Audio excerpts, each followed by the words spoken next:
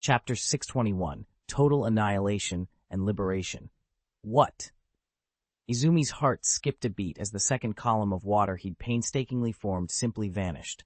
Before he could register what had happened, a massive, shark-shaped torrent tore through the smoke and bore straight toward him. His jaw clenched in anger and disbelief. He recognized the jutsu instantly. Years ago, while on a joint mission with the Anbu, Izumi had watched one of their top operatives unleash that very shark technique. An A-rank ninjutsu of devastating power, its reputation alone was enough to send most shinobi scrambling for cover. Yet here it was again, this time wielded by the enemy. His eyes narrowed as he considered the only plausible explanation. By syncing with his Sharingan, Nathan must have copied the Anbu ninja's technique. Izumi ground his teeth. If that was all Nathan had up his sleeve, he still believed he could turn the tide. But as the roaring water beast charged in, he knew better than to underestimate its might. Nathan's movement was a blur, so much so that by comparing his last known position with the location of the strike, Kuroki Izumi could instantly calculate the speed at which he'd unleashed that jutsu. Watching the aftermath, she admitted to herself that his proficiency outmatched even the finest Anbu operatives. As much as he was her enemy, she couldn't help but respect his talent. Beside her, Haimukwan vaulted onto a nearby wall, then sprang back several more paces to put distance between himself and their target. In mid-retreat, he hurled a handful of kunai, each bound with explosive talismans. They detonated in rapid succession, boom, boom, boom, sending shockwaves rippling through Blackwood Springs. Blistering fireballs blossomed, instantly engulfing the colossal shark. Even though the water release, shark bullet jutsu can absorb and strengthen itself by drawing in chakra from other ninjutsu, it couldn't devour the physical explosives. And once the flames took hold, the water technique was rendered utterly powerless. The blast tore the wreck apart in an instant. Izumi Kuroki exhaled a relieved breath, but no sooner had he relaxed than a figure hurtled out of the smoke and debris left behind the shark, closing the distance so fast it was nearly invisible. Before Izumi could fully brace himself, the newcomer's aura snapped into focus. Izumi met him with a hard glare and a derisive snort. "Ha! So you were waiting for me after all." With that, Izumi shifted his weight and twisted aside, narrowly sidestepping a lunging strike. He swung his kunai in a backhand arc, aiming for the attacker's throat. Caught off guard, the assailant reeled back, but managed to whip out a long knife and intercept the kunai with a sharp clang. Steel rang against steel. Izumi yanked his kunai free, then immediately adjusted his footing and launched another assault. His opponent, deprived of any opening, was forced to retreat again and again, parrying blow after blow just to keep Izumi from closing in. The echoes of clashing blades rang out without pause as the two combatants danced a deadly, relentless duel amid the swirling smoke. Haimukwan pressed the attack relentlessly, hurling kunai after kunai at Nathan. He'd expected to bait Nathan into making a mistake, then seize the opening and end the fight. But after a dozen strikes, Nathan's defense remained utterly flawless. This was nothing like the clumsy, inexperienced opponent he'd seen before. "What's going on?" Haimukwan muttered under his breath, eyes narrowing. He feinted left and slashed a kunai across Nathan's chest. Nathan leaned back, barely missing the blade. In that heartbeat, Haimukwan's blood ran cold. Something about Nathan's stance, the way he shifted his weight, everything was too precise, too controlled. Hastily, Haimukwan backpedaled, putting distance between them. Spotting his comrade Ono Ryoji, one of Kirigakure's elite special jonin, frantically wrapping a neck wound nearby, he shouted, "Ryoji, watch out!" Ryoji stiffened at the warning, his bandages slipping for a moment as he looked up. But by the time alarm registered on his face, it was already far too late. In the haze of smoke and swirling dust, a lone figure suddenly sprang forward, slashing at Ono Ryoji with a straight-edged knife. Caught off guard, Ono Ryoji had no room to dodge. He could only lift his kunai and brace for impact. Clang! The sharp crack of metal against metal rang out. The force of the blow drove Ono Ryoji back half a step, but he let out a sigh of relief when his kunai held firm against the long blade. Then, click. Ono Ryoji's eyes widened as he watched fine cracks spiderweb across his kunai. He looked up at his attacker, Nathan, knife in hand, face set in a determined expression. It could only be Nathan's true body. Moments ago, he'd exploited the unsettled dust to cast his shadow clone technique, creating a duplicate. One clone had pounced on Kuroki Izumi, keeping him locked in battle, while Nathan himself seized the chance to lower the guard of the Kirigakure Special Jonin and strike from an unexpected angle. Nathan seized the opening and struck again, unleashing his wind escape vacuum blade in a single, decisive slash. Across from him, Kuromakwan leaned back casually, but his Sharingan blazed with insight as he anticipated the move and prepared to exploit any weakness. It was a clever play, and it worked. Ono Ryoji watched the kunai in his hand begin to splinter. Instinctively, he pulled back, trying to shield himself, but Nathan gave him no chance to regroup. Chakra surged through Nathan's arm, his muscles bunching as he drove his own blade into Ono's, shattering the kunai to fragments. With one smooth step forward, he closed the distance between them. A tightly coiled sphere of chakra formed silently in Nathan's left palm, spinning with lethal intent. Then, in a flash, he slammed it against Ono's chest. Crack! Ono Ryoji gasped as a bone-splintering sound echoed through the air. He looked down in shock to see Nathan's Rasengan pressed against him. Blood exploded from Ono's mouth in a harsh spray, and he was flung backward, crashing to the ground in a battered heap. Nathan didn't wait for Ryoji Ono's feet to touch the ground. As Ryoji plummeted, Nathan unleashed a flurry of shuriken, 3 razor-sharp stars that struck their marks in the throat, heart, and lower abdomen. Ryoji arced through the air for nearly 10 meters before crashing onto the earth with a bone-rattling thud. He coughed up a final, crimson spray and died. On the battlefield's edge, Kuroki Izumi's face drained of color. He lunged forward, determined to aid his fallen comrade, but Nathan's shadow clone intercepted him in an instant, intercepting every strike. Earlier, that shadow had tangled with 2 Hidden Mist juniors simultaneously. Now, faced only with Izumi, it moved with effortless control. Seizing the opening, Nathan let words fall silent and activated his instant sword technique. In the blink of an eye, he vanished, then reappeared beside Kuroki, blade drawn. It became 2 against 1. Although a handful of Mist Ninja apprentices swarmed in to distract him, their harrying tactics merely delayed the inevitable. Within minutes, the last challenger lay unmoving. Nathan sheathed his sword and surveyed the bodies at his feet. A single, slow breath escaped him as the adrenaline ebbed, leaving only the hush of aftermath. Sure, please provide the full text of the chapter you'd like rewritten. Once I have the complete passage, I'll craft a coherent, idiomatic English version with Nathan as the male protagonist. Chapter 622, Breaking the Rules. Nathan stood at the center of the melee, every pair of eyes, from friend and foe alike, fixed on him. When he finally felled Kuroki Izumi, he felt the morale of the surrounding Mist Ninja collapse in an instant. Across the field, the Shinobi of Konoha surged forward with renewed confidence. He wiped the blood from his blade, then swept a practiced gaze over the battlefield for his next target. His eyes first paused on a handful of Mist operatives locked in brutal hand-to-hand combat with Konoha's Jonin. Then he shifted his attention to those Mist Shinobi whose feats had drawn the greatest acclaim. In battles of this scale, a tacit code governs the warriors. Foot soldiers clash with foot soldiers. Commanders face off against commanders. High-ranking ninja rarely, and almost never without inviting reprisal, pick off weaker opponents. Both sides naturally seek combatants of equal stature. When both armies boast comparable power, that unspoken rule holds the front line together. Break it, and you risk provoking a counterstrike that inflicts devastating casualties on both armies. Nathan lifted his chin, weighing the options. The rules of engagement were clear, but in the chaos of war, rules were sometimes meant to be shattered. It was clear this wasn't an ordinary skirmish. After Nathan had cut down 6 Kirigakure Jonin in rapid succession, their front lines, already stretched to the breaking point, had no reserves left. Free from any real opposition, he decided to finish the battle as quickly as possible.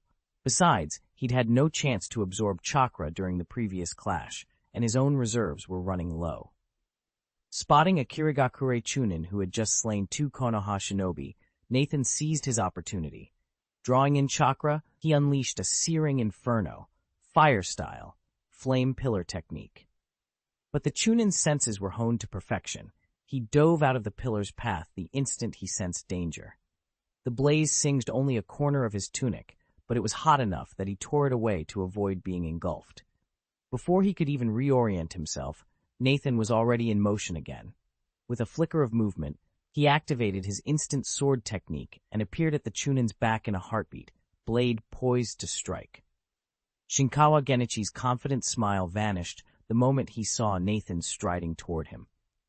Genichi prided himself on his strength, but he hadn't expected to face an opponent who'd already cut down several ninjas of the same rank in rapid succession.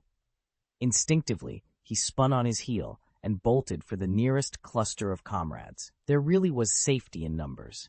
Each of those shinobi was no pushover, and together they stood a better chance of surviving the battlefield, an age-old tactic for lower-ranking ninja. Unfortunately for them, their reinforcements would change nothing. This wasn't some green chunin or even a run-of-the-mill jonin. It was Nathan. Disregarding the enemy's numerical advantage, Nathan charged straight in. A chill went through Genichi and his allies as Nathan closed the distance. Hearts pounding, they braced themselves and took an involuntary step back, hands tightening on their weapons. They desperately wanted to scatter, but Nathan gave them no opportunity to flee. Nathan spun on his heel and with a single, precise motion, severed Shinkawa Genichi's advance with the flat of his blade. Before the stunned ninja could recover, Nathan's hand snapped into a series of tight seals. "Fire style, Phoenix fire technique," he intoned. Flames roared to life in his mouth, erupting as a volley of fireballs that streaked through the night like smoldering cannonballs. Caught off guard, the mist ninjas scattered, desperately evading the scorching orbs. One by one, they dodged or leapt clear, trading their momentary safety for the knowledge that Nathan's assault had only just begun. No sooner had the last fireball blazed out than Nathan shifted tactics. He formed seals again, this time unleashing an A-rank ninjutsu. Shuriken Shadow Clone Technique. Instantly, a single razor-edged shuriken multiplied into dozens, then hundreds, until the air itself buzzed with lethal steel. Thanks to the penetrating insight granted by his Sharingan, Nathan anticipated every slight twitch and posture shift of his foes. With uncanny precision, he angled each warping shuriken to intersect those predicted escape routes. The knives flew not in a mindless hail, but with surgical intent. Caught between the inferno of his fire style and the relentless storm of spinning steel, the mist ninjas found themselves driven back, their coordination unraveling. Nathan's crimson eyes gleamed as he pressed his advantage, each mirrored shuriken a testament to the deadly efficiency of his Sharingan and the fearsome power of his jutsu. After that first exchange, one of the mist ninjas collapsed, lifeless, and most of the survivors lay writhing in pain. Their courage evaporated in an instant. Shinkawa Swanyi saw the panic in their eyes and knew he wouldn't let Nathan pick them off one by one.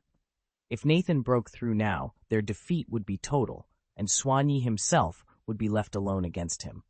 Steeling himself, Swanyi bit down on his lip, hoisted his injured left arm, and lunged straight at Nathan.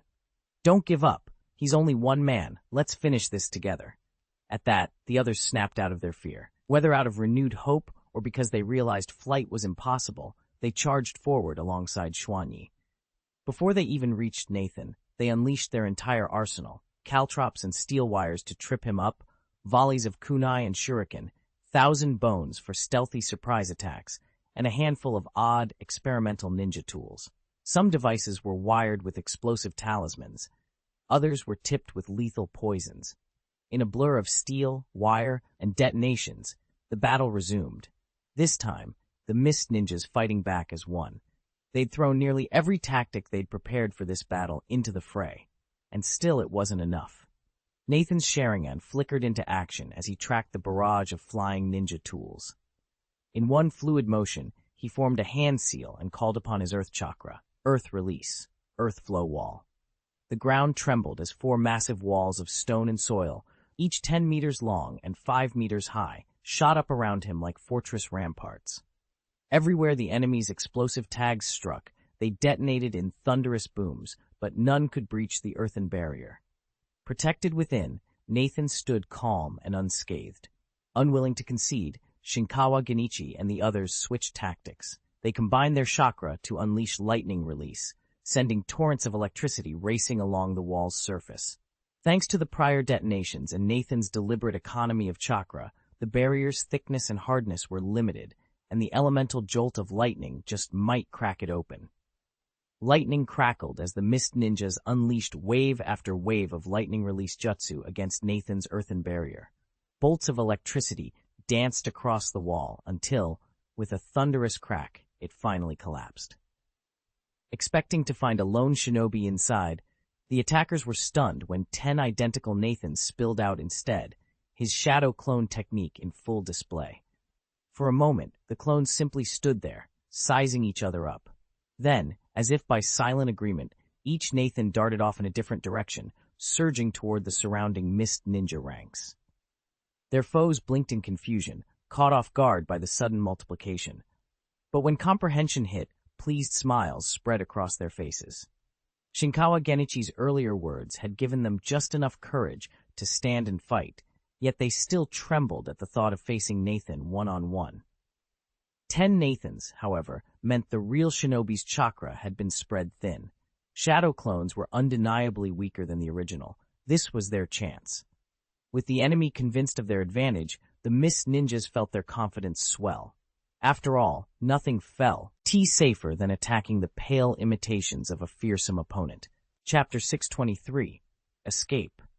Nathan grinned as he read the fear and disbelief on the mist shinobi's faces.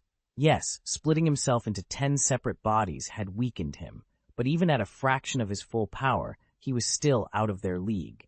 Thanks to more than 20 days of relentless training, he'd pushed his chakra ceiling to nearly 200,000 points. Even divided 10 ways, each clone carried almost 20,000 points, well above what most jonin could muster, and certainly more than any chunin or genin in the mist. With that much chakra per body, a single strike would be enough to shatter them. That exact thought propelled Nathan and his 10 shadow clones forward. In unison, they unleashed a Konoha Anbu secret technique, fire style, Sushoku. Only the quickest, like Shinkawa Genichi, registered the threat in time and vaulted clear. The rest, rank-and-file middle and lower-rank shinobi from Kirigakure, never stood a chance. Within seconds, torrents of searing flame engulfed them, and Nathan knew the road ahead lay open. Nathan's flame technique, fueled by his perfected ninjutsu and subtle chakra concealment, far outmatched any ordinary fire jutsu.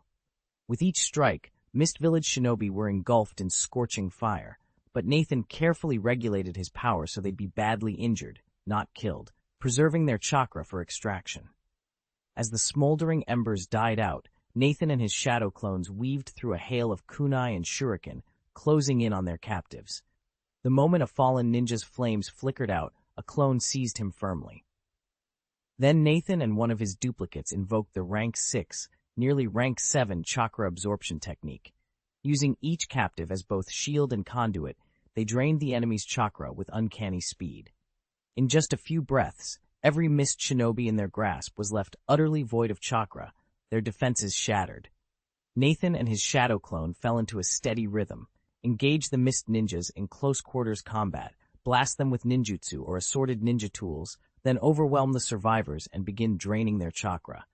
Over and over, they repeated the cycle, each victory netting them a fresh supply of energy. Of course, not every encounter ran so smoothly. A few captured mist ninjas, bound by a fanatical code of death before capture, would deliberately sacrifice themselves rather than submit.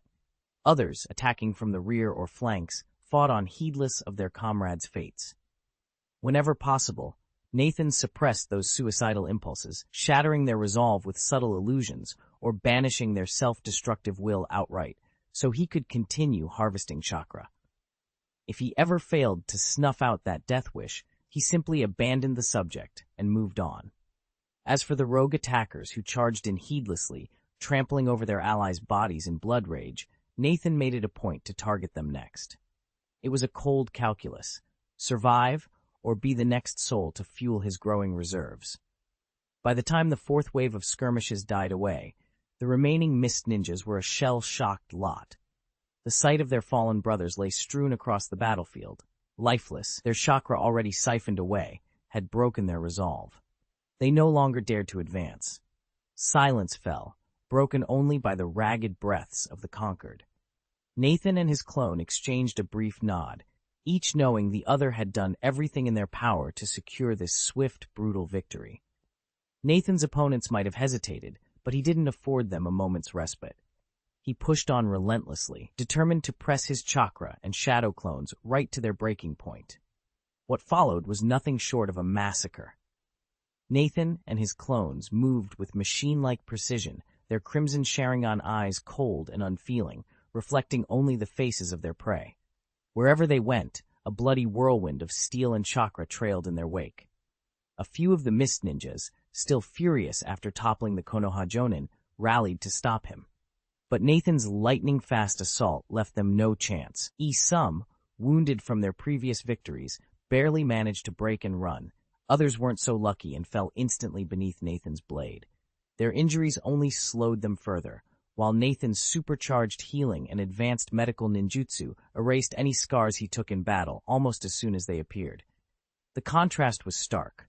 On one side, desperation and pain, on the other, unyielding power and swift recovery. And all the while, the minutes ticked by, each one marking another step in Nathan's relentless advance. After 30 minutes of Nathan's merciless assault, the remaining Mist Shinobi finally broke and began to flee. First the genin closest to him faltered, then the Chunin who'd been locked in combat with him, and at last even the Jonin gave way. What started as a standstill rapidly turned into a rout. Though the Jonin still on the field might have held their positions, the mass retreat of their younger comrades left them little choice but to fall back as well. With only a dozen or 20 warriors left, surrounded on all sides by leaf ninjas, escape was impossible. Once the genin and Chunin withdrew, the Jonin covered their own retreat to limit casualties. Now, as Mist and Leaf Shinobi broke apart into scattered groups, a handful of Mist warriors gathered their chakra. In unison, they unleashed a powerful jutsu, water-style, exploding water wave. Towering walls of high-pressure water erupted between them and the pursuing leaf ninjas, churning the earth and sending up sprays of mud and debris. Their goal was simple: buy time. Every second the wave held back the Konoha forces made the difference between life and death for the retreating Mist contingent. As the surging water bore down, the remaining Leaf Shinobi braced themselves, preparing to cut through the torrent and resume the chase. But for now, amid the crashing walls of water, Nathan stood alone on the field, eyes blazing at the chaos he'd wrought, ready for whatever came next. However, Nathan wasn't about to let the opportunity slip. The moment his Sharingan caught the slightest ripple among the Mist ninja ranks, he sprang forward to take point. A contingent of Konoha Jonin had been readying a coordinated ninjutsu counterstrike, but when they saw Nathan move up, each instinctively fell back to make way. They'd all heard the rumors. Nathan's chakra reserves bordered on legendary. After the grueling clashes they'd just endured, conserving their own energy was a luxury they gladly surrendered to someone who could shoulder the burden. Nathan offered no thanks. Pooling every ounce of his chakra, he swept into the center of the formation, raised his hands in a crisp seal, and unleashed a ferocious technique: water release, exploding water wave. The colossal surge of water thundered toward the Kirigakure Jonin, forcing the front rank to split their defenses and scramble for balance. Jagged shards of water and air exploded outward, shattering their formation and buying Konoha precious breathing room. With the field momentarily thrown into chaos, Nathan's gambit had paid off. Now the tide of battle would begin to turn in their favor. Nathan, however, was different. Unperturbed and entirely alone in his focus, he formed his hand seals a split second behind the others, but still unleashed his ninjutsu in perfect sync. Like twin colossi, two massive walls of water surged forward and collided with a deafening roar that made the ground shake beneath every shinobi's feet. Boom! A deep, resonant echo faded, and all eyes turned to the towering wave that now stood between the two teams, already more than 10 meters high. Yet that was only the beginning. As Nathan and the Mist Shinobi opposite him poured ever more chakra into the water, the wave swelled steadily taller. 20 meters, 25, 30, until both sides finally hit their limit, and the colossal wall of water froze in midair.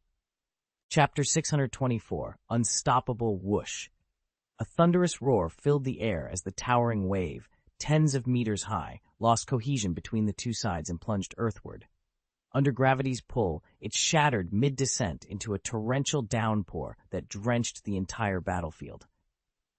Even though the shinobi were already spread out, the rain soaked them to the skin, and the sheer volume of water pooled beneath their feet, forming a shallow lake that bore witness to the clash's ferocity. Nathan frowned.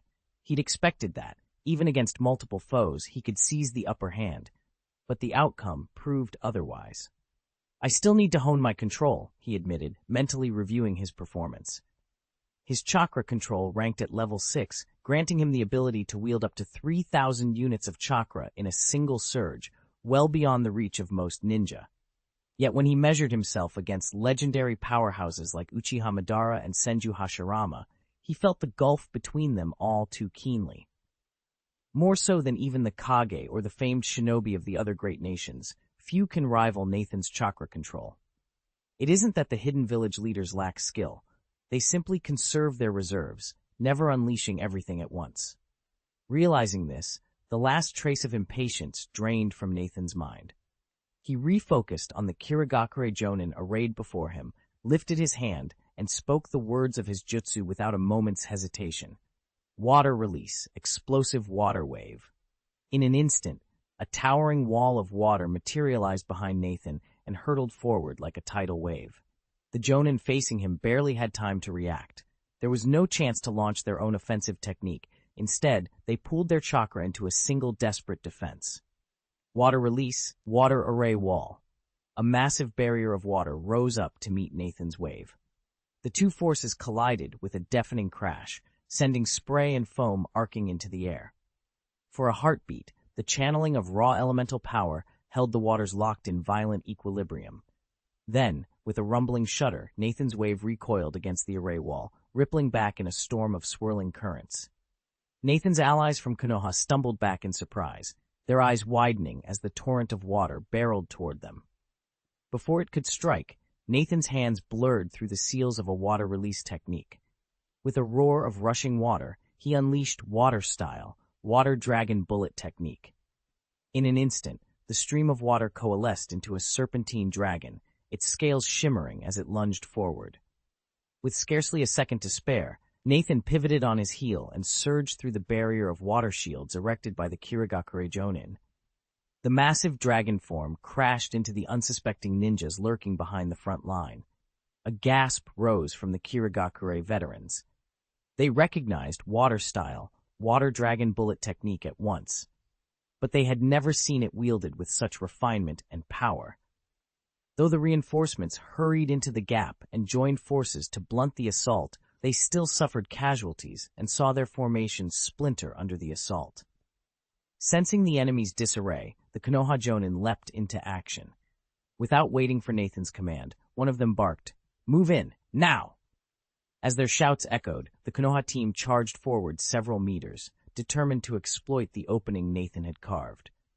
As soon as the other Konoha shinobi witnessed Nathan's display of power, they surged forward. In no time, a squad of leaf ninjas stormed across the central battlefield, cutting down the mist shinobi who'd fallen back to their secondary defenses. The mist had originally laid countless traps and ambushes here, but two devastating jutsu, water release, explosive water wave, followed by water release, water dragon missile, had obliterated most of them. Now, many of the ground-level buildings lay submerged beneath the lake's waters once more, and the enemy's thinned ranks could no longer capitalize on any remaining fortifications. With no real obstacles left, Konoha's advance proved smooth and unstoppable. At the spearhead, Nathan pressed on alongside several of Konoha's Jonin. The Jonin formed a protective screen around him, intercepting every mist ninja who dared to counterattack, while Nathan himself unleashed a relentless fusillade of high-level ninjutsu at the enemy formation. Though the strongest mist shinobi managed to deflect or absorb most of his onslaught, the unceasing barrages rattled the weaker troops, sowing panic and indecision throughout their ranks. Nathan's recent onslaught had shattered the confidence of the Mist Village's mid-rank and lower-rank shinobi. Witnessing his relentless brutality, these ninja froze in place, hesitating to engage.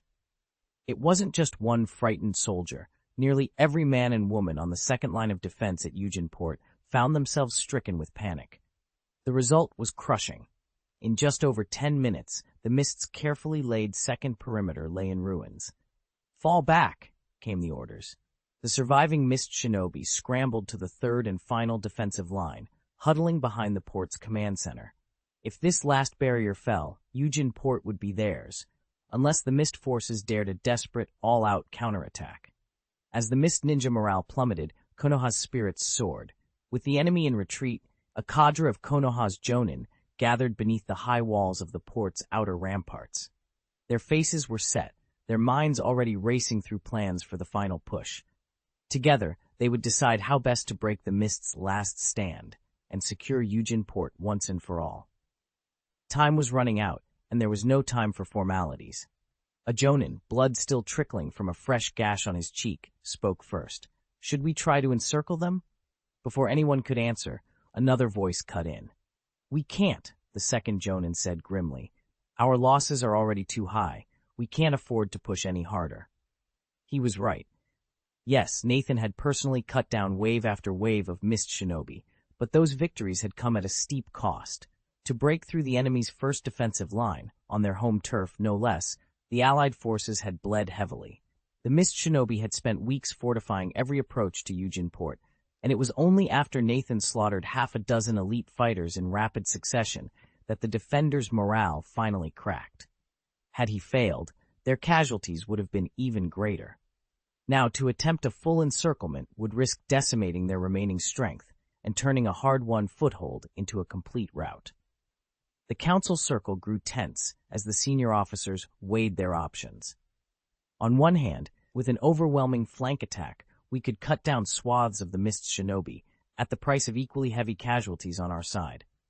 On the other, our sole objective was clear: seize Eugenport. Why risk more lives than necessary? Nathan listened as arguments volleyed back and forth. "If we crush every last one," one veteran snarled, "the village's enemies will never rise again." Across the ring, another shook his head. "Our orders aren't to exterminate. We simply need the port intact. Every fallen comrade is one too many." Neither faction yielded. At last, the septuagenarian who'd been named acting captain stood and raised a weathered hand for silence. His voice was gravely but calm. "We'll set up our ambush on 3 sides and leave one path open. They'll be trapped, but not completely. Let them spill out if they choose. Our men will suffer fewer losses, and the mission will be accomplished." A ripple of surprise ran through the ranks. Sensing dissent, the captain added, "The war is nearly over. I believe every one of us wants to live to see peace again." Nobody spoke further. The hard truth of his words stilled the room, and reluctance melted into reluctant agreement. With the plan settled, they set about preparing the perimeter, 3 walls of steel and shadow, 1 door left ajar. The elder ninja gave a curt nod. "All right, move out according to our original teams." Once, the Konoha Shinobi split into 3 squads, each led by its team captain, and advanced on the Mist Village's final defensive line. The perimeter was so short that there was no real risk of being ambushed. If any squad ran into trouble, the others were never more than a stone's throw away. Nathan fell in beside his teammates, anticipation crackling through him. They'd positioned themselves perfectly, ready, and even hoping the Mist Shinobi would burst out to meet them head-on. But the enemy remained silent. No ambush, no challenge. The line stayed unmanned, at least for the moment. Chapter 6 and 25, Each Person's Thoughts. A sharp whistle cut through the air. Hundreds of kunai and shuriken, many rigged with explosive tags, came hurtling toward Nathan and his squad as they pressed into the northwest sector of Kirigakure's third defense line. Nathan didn't flinch. He took a step forward, formed his hand seals in a blur, and called out, "Earth release, earth flow wall." Within moments, the ground trembled, and a solid barrier of packed earth, 30 to 40 meters long and nearly 6 meters high, rose up before him. The incoming blades slammed against its surface, shattering, embedding, or detonating on impact. Sparks flew, but not a single projectile made it past the earthen bulwark to harm Nathan or his men. For over 10 seconds, the barrage continued, but Kirigakure's forces soon realized the futility of their assault. Their kunai storms petered out as they ran low on ammunition, and they fell back behind their lines. A confident smile spread across Nathan's face. In one smooth motion, he drew a single shuriken and flung it toward the retreating enemy. As the steel star spun through the air, he wove a rapid series of seals. Before the shuriken even reached its mark, Nathan invoked his next technique, Shuriken Shadow Clone Jutsu. In an instant, dozens of shadowy duplicates erupted from his body, each one armed with a shuriken of its own. The clones fanned out, cutting off the enemy's escape and turning what had been a stalled defense into a deadly counterattack. Behind the wall of earth and the swarm of spinning blades, Nathan's eyes gleamed with determination. The battle for Kirigakure's defenses was far from over, and he intended to press the advantage. Nathan unleashed nearly 1,000 points of chakra in one burst, materializing hundreds of shuriken through his shadow clones. Although their sheer number compromised individual accuracy, the resulting hail of blades was enough to make the mist shinobi instinctively stagger back. Seizing the moment, several Kirigakure Jonin exchanged quick glances, formed hand seals in unison, and unleashed their joint technique, water style, water array wall. Within seconds, a towering curtain of water condensed into place. Nathan's shuriken slammed into the barrier, churning it into whirlpools of spray and foam, but none of the blades penetrated to harm the defenders behind it. With each impact, bang, bang, bang, chakra smoke billowed, and one by one, the shadow clones dispersed in puffs of mist. Not waiting for their enemy to recover, the Kirigakure Jonin roared, "Attack!" Simultaneously, Nathan gave the order to his own forces. From behind him, the squad of Leaf Shinobi sprang forward, sprinting toward the third line of mist defenses. Kunai and remaining shuriken flew from eager hands as both sides converged in a deadly charge. Because Nathan had blocked Kirigakure's last assault and denied them any chance to press the attack, his side now held a slight edge over the frontline ninjas. It wasn't a huge advantage, but each coordinated strike chipped away at Kirigakure's defenses, slowly tipping the scales. Shaking off the thought, Nathan darted forward with a sidestep, only to be brought to a halt by two Jonin. More precisely, one was a standard Kirigakure Jonin, and the other a special Jonin. Nathan paused and sized them up, then cast a quick glance across the battlefield at the distribution of enemy Jonin. It was obvious. Kirigakure Command had redirected extra elite forces into this sector. "Shifting reinforcements just to stop me?" Nathan muttered, brows knitting in mild surprise. Given how he'd been performing, even these two unlikely allies shouldn't be enough to hold him back. Yet here they stood, poised and ready for the clash. Would the Kirigakure Command really not fear that Nathan might kill the two Jonin sent to restrain him? Of course they're worried. If those two fall, their situation only gets worse. But they have no choice. Based on the power Nathan has already displayed, letting him run free would see their third defensive line crumble in no time, leading to an even bigger catastrophe. They must choose the lesser of two evils. Sacrificing one or two Jonin is far better than watching an entire defense collapse. That's why Command dispatched just these two Jonin to contain him. Why not send more? Simply put, there aren't any others available in Yujinport. On Konoha's side, Nathan isn't the only Jonin. There are several more. If Kirigakure plucked additional personnel to handle him, they'd risk losing control of the remaining Konoha Jonin, creating an even greater headache for their mid-level ninja.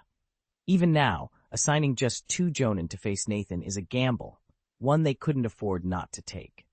Nathan's presence posed a unique problem. The Kirigakure commander would rather gamble on a few Konoha Jonin losing control than unleash Nathan. After all, a handful of enraged Jonin can be contained once a squad of mid-level shinobi moves in. Nathan, by contrast, was a one-man executioner, efficient, relentless, and impossible to ignore. Even if he cut down the two Jonin standing before him, the commander could simply send more reinforcements to mop up the mess. Why take that risk? The answer was brutally straightforward: delay. This battlefield extended far beyond this clearing. The real prize lay in the Konoha encampment. If Kirigakure's assault force could break through there, the defenders here would be trapped in a deadly pincer. Only then would Nathan's presence cease to matter.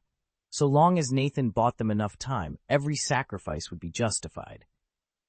Even if the troops here fell, a successful breach of the Konoha camp would turn the tide, and earning that opportunity was worth every life lost. Worst case, they'd simply set up camp somewhere else and try again. Nathan stood his ground, unwavering. He knew the commander's plan now, but he had no intention of yielding. The tension crackled as both sides watched, the calm before the storm. Nathan pondered for a moment and quickly grasped the missed commander's intention. Without a second thought, he drew the long sword from his hip, activated the instant sword technique, and sprang at both opponents. They didn't flinch. One produced a gleaming kunai, the other gripped a short blade, and together they pressed Nathan into a narrow corner. In an instant, the three of them were locked in fierce combat, metal ringing sharply with every blow. Steel clashed all around him, but Nathan was more than a match for two attackers. He flowed from strike to strike with confident precision, each parry and riposte executed without hesitation. It became clear, however, that these warriors were exceptional close-quarters fighters, precisely the skill one would expect of missed shinobi. Even more startling was the way the special ninja wielded chakra-infused lightning in his blade work. With every swing of that short sword, blinding arcs of electricity danced across the clearing, momentarily overwhelming Nathan's Sharingan and sending jolts of current through his arms whenever their weapons met. Only Nathan possesses all 7 chakra natures, and a profound mastery of wind chakra that lets him suppress lightning at point-blank range. Without that edge, this fight would be far more dangerous. He tuts under his breath. Well prepared indeed. Nathan steps back, raises a hand, and weaves a quick hand seal. A swirling cloak of wind chakra, his signature chakra feather garment, envelops him. The invisible barrier crackles as it disperses the lightning bolts aimed at him, each jagged strike fizzling harmlessly against the whirling currents. Satisfied, he surges forward again, blades of wind slicing through the charged air as he re-engages the 2 enemy shinobi. He can't help but be intrigued by the special ninja before him, the style, the raw power. Yet in Nathan's mind, the result of this war is already sealed. Kirigakure's defenses have been shattered on 2 fronts, leaving them no choice but to fall back and hold their ground. And with Minato Namikaze commanding the allied shinobi forces in the rear, defeat is unthinkable. So why not waste a little chakra to study these techniques up close? If he can pick up something new from this showdown, all the better.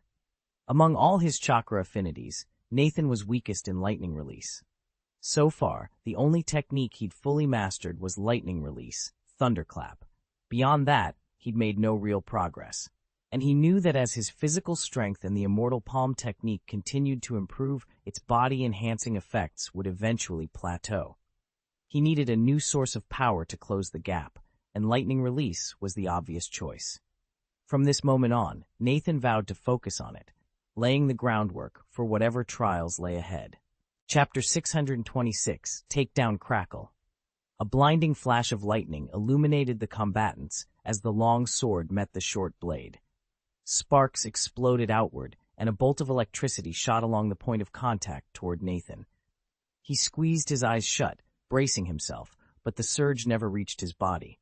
Where the current should have struck his palm, it was absorbed by the shimmering cyan feathers of his chakra coat. Xiaolei Yingren's face contorted with fury. He ground his teeth. Not again. In just the past few minutes, he'd attempted a dozen times to pierce Nathan's feathered barrier, to drive raw electricity into his opponent's flesh, and been defeated each time. The sting of failure burned in his chest. Since mastering the Thunder Release and the Thunderlight Sword, Xiaolei had never feared any foe in close combat. Confronting even a true Jonin, he'd been confident in his victory. But standing before Nathan now, he felt the bitter truth. There is always another force more formidable than your own. His signature technique, once unrivaled, now lay nullified. The crackle of chakra still blurred Nathan's vision, forcing him into a vice-grip stance. If he'd lost his footing, the stronger Jonin at his side would have taken over the main assault.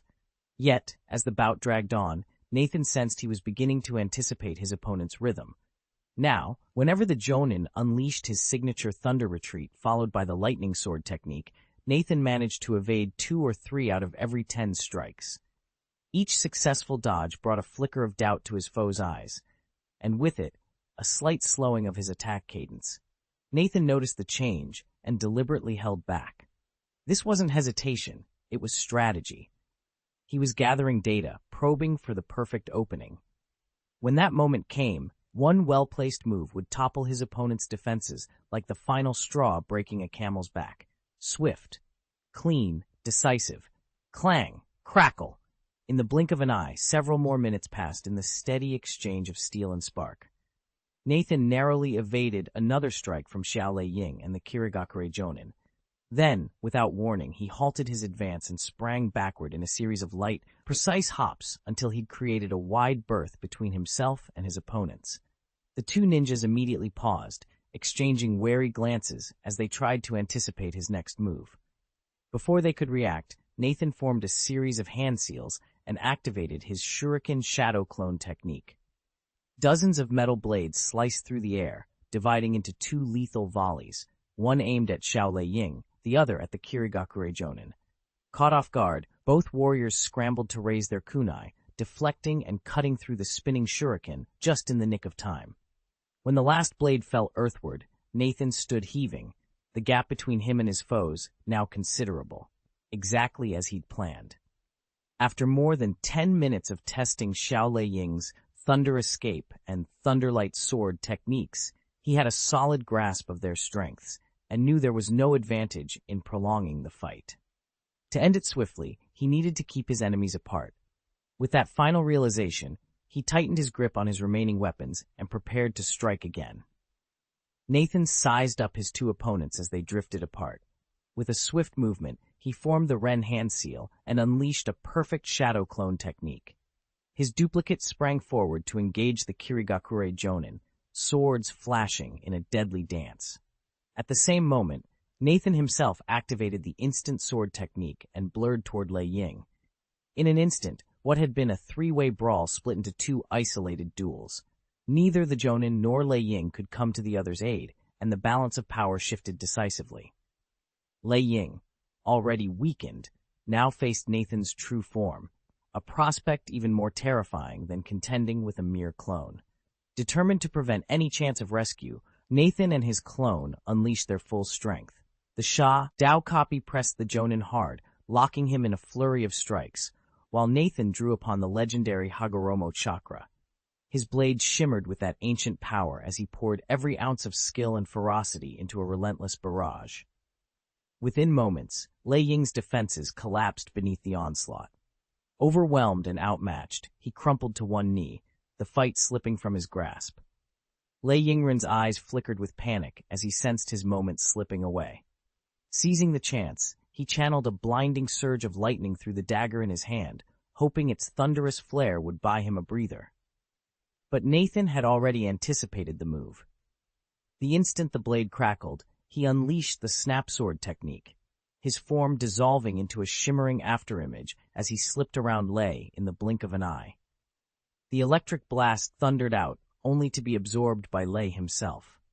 Not only was Nathan's vision clear, but the misdirected strike created the perfect opening. Dropping the long blade in his hand, Nathan drove a devastating punch straight into Lei's chest, just between the shoulder blades. Agony registered on Lei's face as he coughed up blood and staggered forward.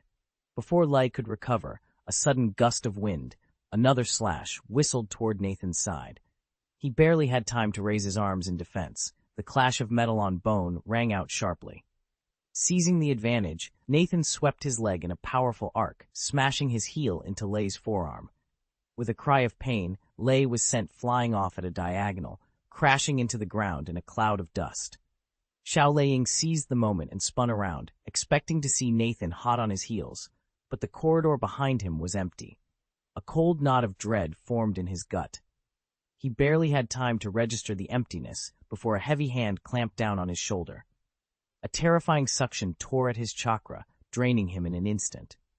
Lei Ying's eyes widened in shock, but instinct took over. He twisted his wrist and slashed backward with his hidden dagger. Clang! The blade rang against something unyielding, not flesh or bone. Lei Ying glanced over his shoulder and froze. Nathan's free hand, its palm glowing with the earthy sheen of his Solidify Earth Escape technique, held the dagger's blade in a vice-like grip. The weapon wobbled against that hardened palm, but wouldn't break free. Liang's expression twisted into a snarl of disbelief and fury. He had underestimated his opponent, and now he was paying the price. Chapter text, Draining Light. Nathan lunged forward, ready to unleash his newly mastered Thunder Escape lightning sword. He intended to harness the speed of lightning-style chakra to counter the opponent's Earth Escape defense and shatter his guard. But to his frustration, Nathan's adversary had already foreseen the move. In an instant, the enemy's chakra flared. Nathan felt a sudden surge of power behind his left arm, and before he could react, the man's grip tightened on the small dagger clenched in his fist. But Nathan was faster. He coiled his chakra, his muscles bulging as he yanked the blade free. The unexpected reversal stunned Xiaolei for a heartbeat. Seizing the moment, Nathan swept an arm around Xiaolei's throat, pinning him in a vice-like grip. With crushing force, he forced the man's head back, cutting off his breath, yet the strangest calm settled over the battlefield. Each shallow gasp felt like a countdown, and Nathan tapped into his chakra reserves. Slowly, methodically, he began to siphon off the opponent's energy. Chakra dissolved into his own, followed by frayed strands of mental focus and weary threads of physical stamina. Within seconds, Xiaolei slumped, eyes glazed and empty. His strength ebbed away until only a faint pulse remained. Nathan eased the chokehold, watching the barely conscious man slump to the ground, alive but utterly drained. Why leave him standing? Nathan needed a witness, someone who could testify to the power he now commanded. More importantly, only a living host could grant him access to the eyes locked within Xiaolei's mind. Among them lay the arcane formula for lightning release, Lightning Sword, a rare ninjutsu swordsmanship hybrid that Nathan had never formally learned. Extracting that knowledge would elevate his skill to new heights. As rain began to patter against scorched earth, Nathan knelt beside the fallen ninja, his fingers tracing the swirl of chakra residue at Xiaolei's temple. The path to mastering the lightning sword lay before him, buried in the unconscious man's memory. And Nathan, ever precise, ever determined, prepared to claim it. Nathan watched the fallen ninja with cool calculation. He'd already sensed the man's lightning affinity. No doubt he'd mastered several lightning jutsu and might even learn more. That thought must have unnerved Xiaolei Yingren.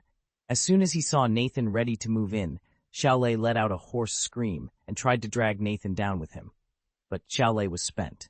His chakra reserves were depleted, his strength all but gone. His wild lunge was nothing more than a last, dying twitch. Nathan recognized the feint instantly. Without hesitation, he swept his left hand upward, pressing his fingers firmly against Xiaolei's carotid artery and striking the nearby nerves. The jostled ninja blanched, his limbs went slack, and he slumped to the ground, unconscious before he even hit the dirt. Nathan paused only a moment before shifting his attention back to the fray. The mist ninja was still locked in a desperate struggle with Nathan's shadow clone. Nathan narrowed his eyes and stepped forward, ready to turn the tide of this battle. Chapter 627. Reinforcements Arrive. At that moment, Takagi Chongsuke shifted his gaze toward the fray. The instant their eyes locked, a fierce vitality ignited within him. But against raw, overwhelming power, mere alertness would not suffice. As soon as Nathan leapt into battle alongside his shadow clone, the two tore into their opponent, carving several deep scars across his torso. Straining under the unrelenting assault, Takagi Chongsuke finally wavered. It was then that another Kirigakure Jonin thundered onto the field. A kunai sang through the air from the side. Nathan's brow tightened. In the split second before catching the blade, he recognized who had thrown it, and thought, of course. He'd long suspected that Commander Kirigakure would never allow him free rein, even after defeating Xiaolei and Yingren. And now his prediction had come true. Sensing the tide turning in Nathan's favor, the commander had immediately sent reinforcements. From the newcomer's bearing, he was unquestionably a veteran Jonin, but one in rough shape. Fresh wounds streaked his face, and the faint, uneven glow of chakra around him spoke of severe expenditure. Nathan squared his shoulders and prepared to meet this new challenger. The balance of power had shifted once more, and the decisive moment was fast approaching. Nathan sized up his opponents and realized they'd just come off another battlefield, proof that Kirigakure's forces were spread thin. Even so, two seasoned jonin working in tandem could pose a serious threat. And, to make matters worse, several Mist Village chunin were slipping through the smoke toward Xiao Leiying, clearly intent on rescuing him. He wouldn't stand for it. With no hesitation, Nathan dipped beneath a kunai streaking in from his flank. In the same motion, he sprang forward, blade in hand, and parried the counterstrike. Takagi Chosuke aimed at his shadow clone. Sparks flew as metal met metal, and then Nathan gave the clone a rapid, knowing wink. Born of Nathan's chakra and carrying every scrap of his memory, the shadow clone needed no further instruction. It bowed its head once, then melted back through the swirling dust toward Xiao Leiying. The Kirigakure Chunin, spotting that movement, pounced to entangle clone and hostage alike. They soon discovered their mistake. In a whirlwind of precise strikes and flashing steel, Nathan's shadow clone dispatched them in mere seconds, leaving only stunned silence in its wake. Nathan watched the shadow clone vanish from the battlefield in a swirl of wind and chakra. Like the others he had dispatched earlier, this clone unleashed two wind release techniques, Wind Wings and Chakra Feather Cloak, to speed away. Unlike its predecessors, which were now resting to recover spent chakra, this one carried Xiao Leiying. Nathan planned to question him as soon as possible. With that task safely in motion, Nathan turned his full attention back to the field. He was now facing two opponents, Takagi Chosuke and another Kirigakure jonin. Though outnumbered, he attacked relentlessly, driving them back with a seamless blend of speed and precision. 15 minutes later, a crisp transmission crackled through his communicator. Nara Keimitsu reported that the Kirigakure forces assaulting their forward camp had been repelled and their own troops were in hot pursuit. Nara Keiko's voice followed immediately with new orders. You must break through the Kirigakure defensive line within the next 15 minutes. If you cannot, withdraw at once and seal off their escape route. Nathan nodded to himself. The next quarter hour would decide everything. He squared his shoulders, gathered his chakra, and prepared for the next wave of battle. Quarter of an hour? Nathan murmured, seizing the brief lull to survey the not-so-distant battlefield. He had expected to shatter Kirigakure's third defensive line in 15 minutes, but 30 had slipped by, and the barrier still held. Its shrinking perimeter had an unexpected advantage for the Mist Ninjas. With their 3 detachments, now closer together, they could reinforce one another seamlessly. At first, Nathan's assault had been on the verge of collapse. Now, however, the defenders had time to regroup. Word of the stalled offensive would soon reach Kirigakure's camp, rallying fresh troops to his side. Those inside the line would gain heart, confident that reinforcements from the pursuing force were on their way. Once those reserves arrived, Nathan's units risked being caught in a deadly pincer, trapped between the emboldened defenders and the fresh enemy contingent. He knew Commander Kirigakure's mind all too well. Stall for time at any cost. Even a retreat would not deter the Mist Ninjas from pressing the chase relentlessly. Both sides now stood locked in a deadly standoff, each waiting for the other to make the first move. Nathan glared across the battlefield. This war had dragged on far too long, and he was done wasting time. He needed a decisive blow, and he would seize this moment, no matter the cost. The so-called stalemate existed only because the Mist Ninjas had stubbornly held their ground. In every measure, elite warriors and rank-and-file alike, Kirigakure was at a disadvantage. All it took was a single spark to tip the scales, and Nathan intended to be that spark. But first, he had to deal with the 2 shinobi standing in his path, Takagi Shusuke and a nearby Kirigakure jonin. The past 10 minutes of combat had already given him the upper hand. Now it was time to finish them. Summoning every ounce of chakra, Nathan unleashed a violent shockwave that forced Shusuke and the jonin to stumble backward. Seizing the opening, he sheathed his sword, formed the necessary hand seals, and roared, "Fire release! Dragon flame technique!" Instantly, a colossal dragon of searing fire erupted from his palms, its blazing maw surging toward his stunned opponents, and with it, the spark that would shatter the stalemate once and for all. Phew! Nathan unleashed a gout of flame that split into 3 fire dragons. One surged toward Takagi Chosuke, while the other 2 homed in on a second Kirigakure jonin who was already badly wounded. Neither defender dared lower their guard. They immediately countered with ninjutsu to hold off the fiery beasts. Seizing the moment, Nathan switched to water style, Wavebreaker. A powerful torrent swept across the field, driving the dragons apart. In that same heartbeat, he drew his sword and vanished into motion with the instant sword technique, closing the distance to the remaining mist shinobi so quickly it blurred in the eye. Swish!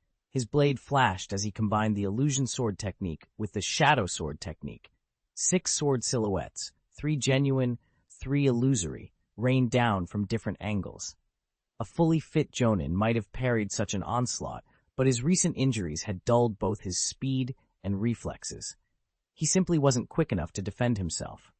Nathan didn't dare to meet him head-on and began to fall back, but that was exactly what his opponent wanted. In an instant, Nathan's chakra flared anew.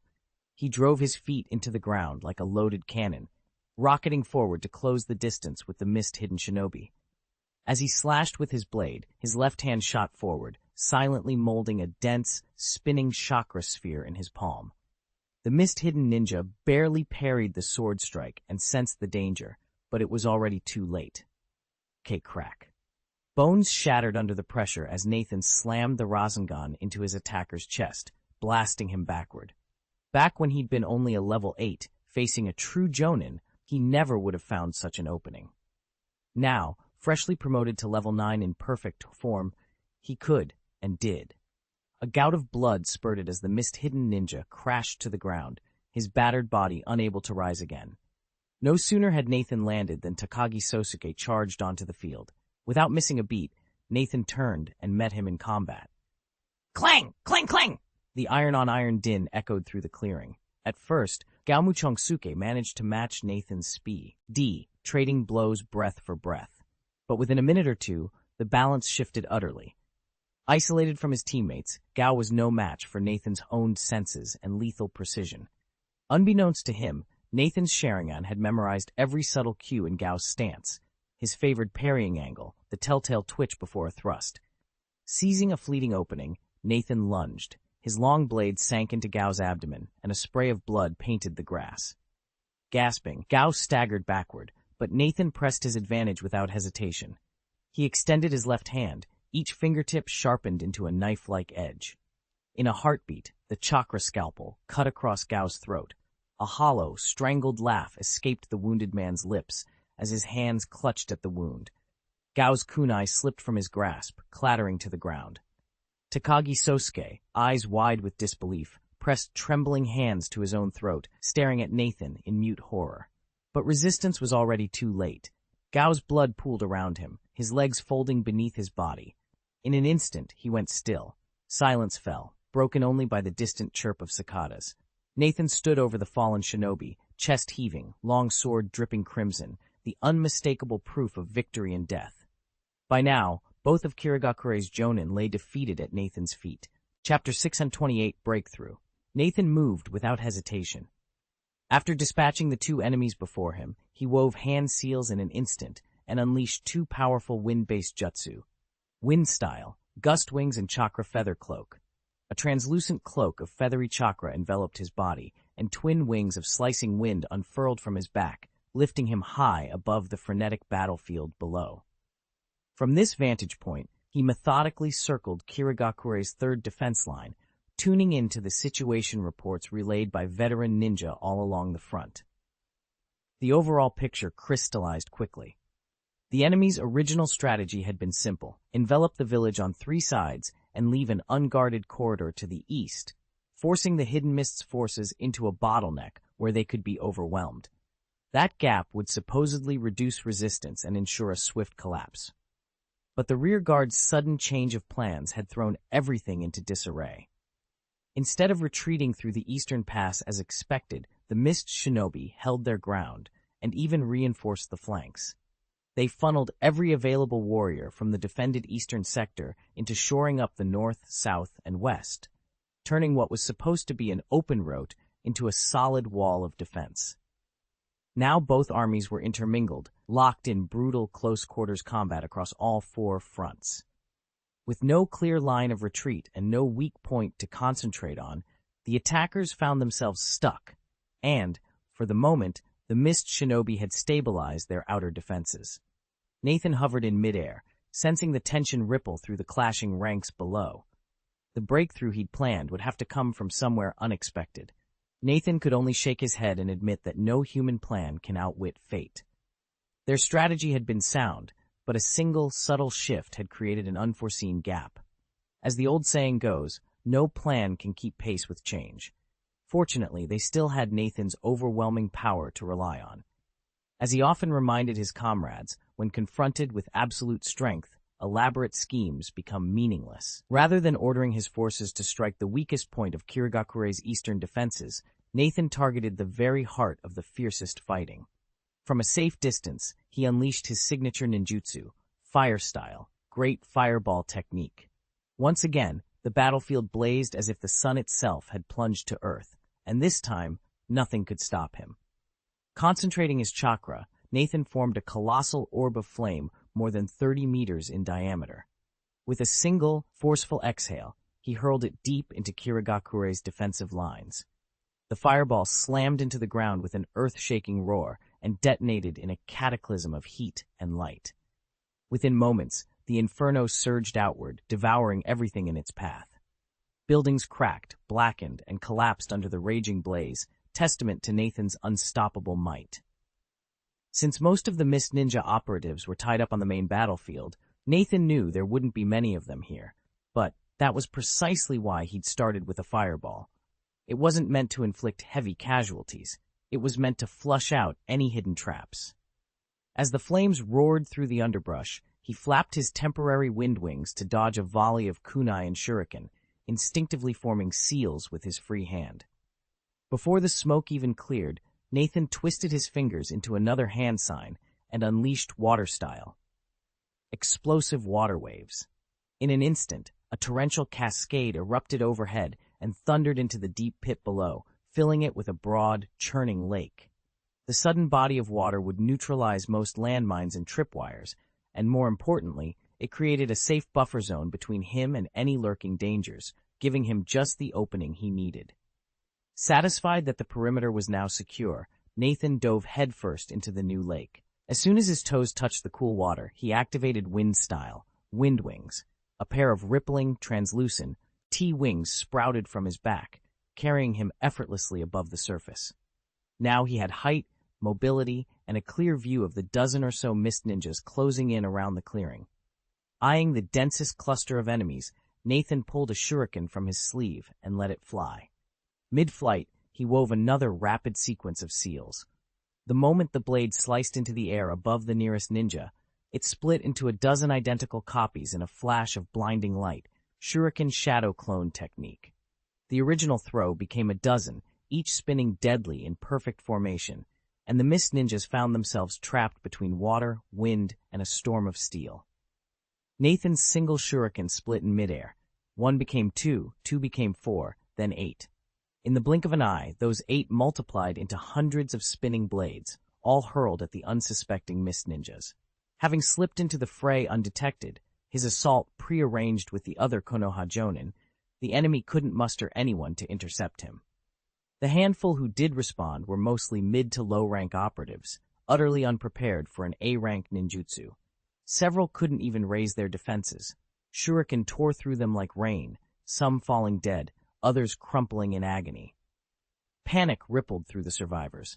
Nathan spared them a single, dispassionate glance before turning his gaze to the opposite flank. A squad of mist ninjas, clearly veterans by their disciplined approach, saw their chance and pressed forward. But before they could reach him, Nathan drew in a deep breath and roared, "Fire style! Great dragon fire technique!" A torrent of scorching flames burst from his mouth, racing across the battlefield toward the would-be attackers. 3 massive fire dragons swooped in unison, their scorching wings sweeping a cluster of ninjas off their feet. Seizing the moment, Nathan pivoted and unleashed his wind-style, vacuum jade, in another direction. Spinning orbs of chakra shot out like invisible bullets, and at such close range they hit far harder than his earlier shuriken shadow clone technique. Several mist ninjas took direct blows to the head from those vacuum jade spheres and fell, lifeless, to the ground. In the span of moments, Nathan had employed 3 distinct jutsu to drive back the enemy force. Though they were only mid- and lower-rank shinobi, his display of power left them reluctant to press forward. Yet Nathan refused to let them recover. Without a pause, he pressed his advantage, preventing any chance of a counterattack. As the last of their initial assault faded, he drew his long sword from its waist sheath in a single fluid motion. A pale green aura enveloped him, shimmering across his armor. On his lips hovered the name of his deadliest technique, the instant sword method. And then he struck. Nathan darted forward, cutting straight into the ranks of the mist ninjas. Alarms rang out behind him. "Watch out!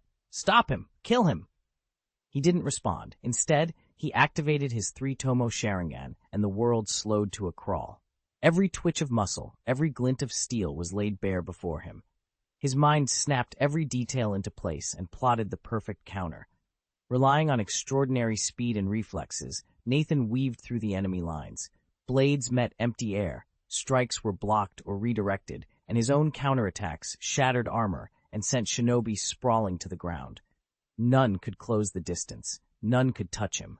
The gulf in skill was unmistakable. Yet, with each passing second, more mist ninjas flooded the battlefield. The once solid defense line began to crack, and Nathan found himself at the very heart of their desperate onslaught.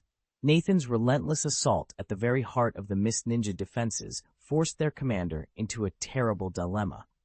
Every time the mist commander sent reinforcements to plug the hole Nathan was carving, another sector of his line collapsed. It was exactly the outcome Nathan had anticipated from his blooming center tactic. By threatening a breakthrough in the mid-Lee, he compelled the enemy to weaken its flanks. If the mist commander had ignored him, Nathan's strength would have shattered their rear guard in an instant, causing a catastrophic domino effect across the entire defensive line. Faced with that possibility, the commander could only rob Peter to pay Paul, shifting troops from one front to another, desperately trying to hold the line.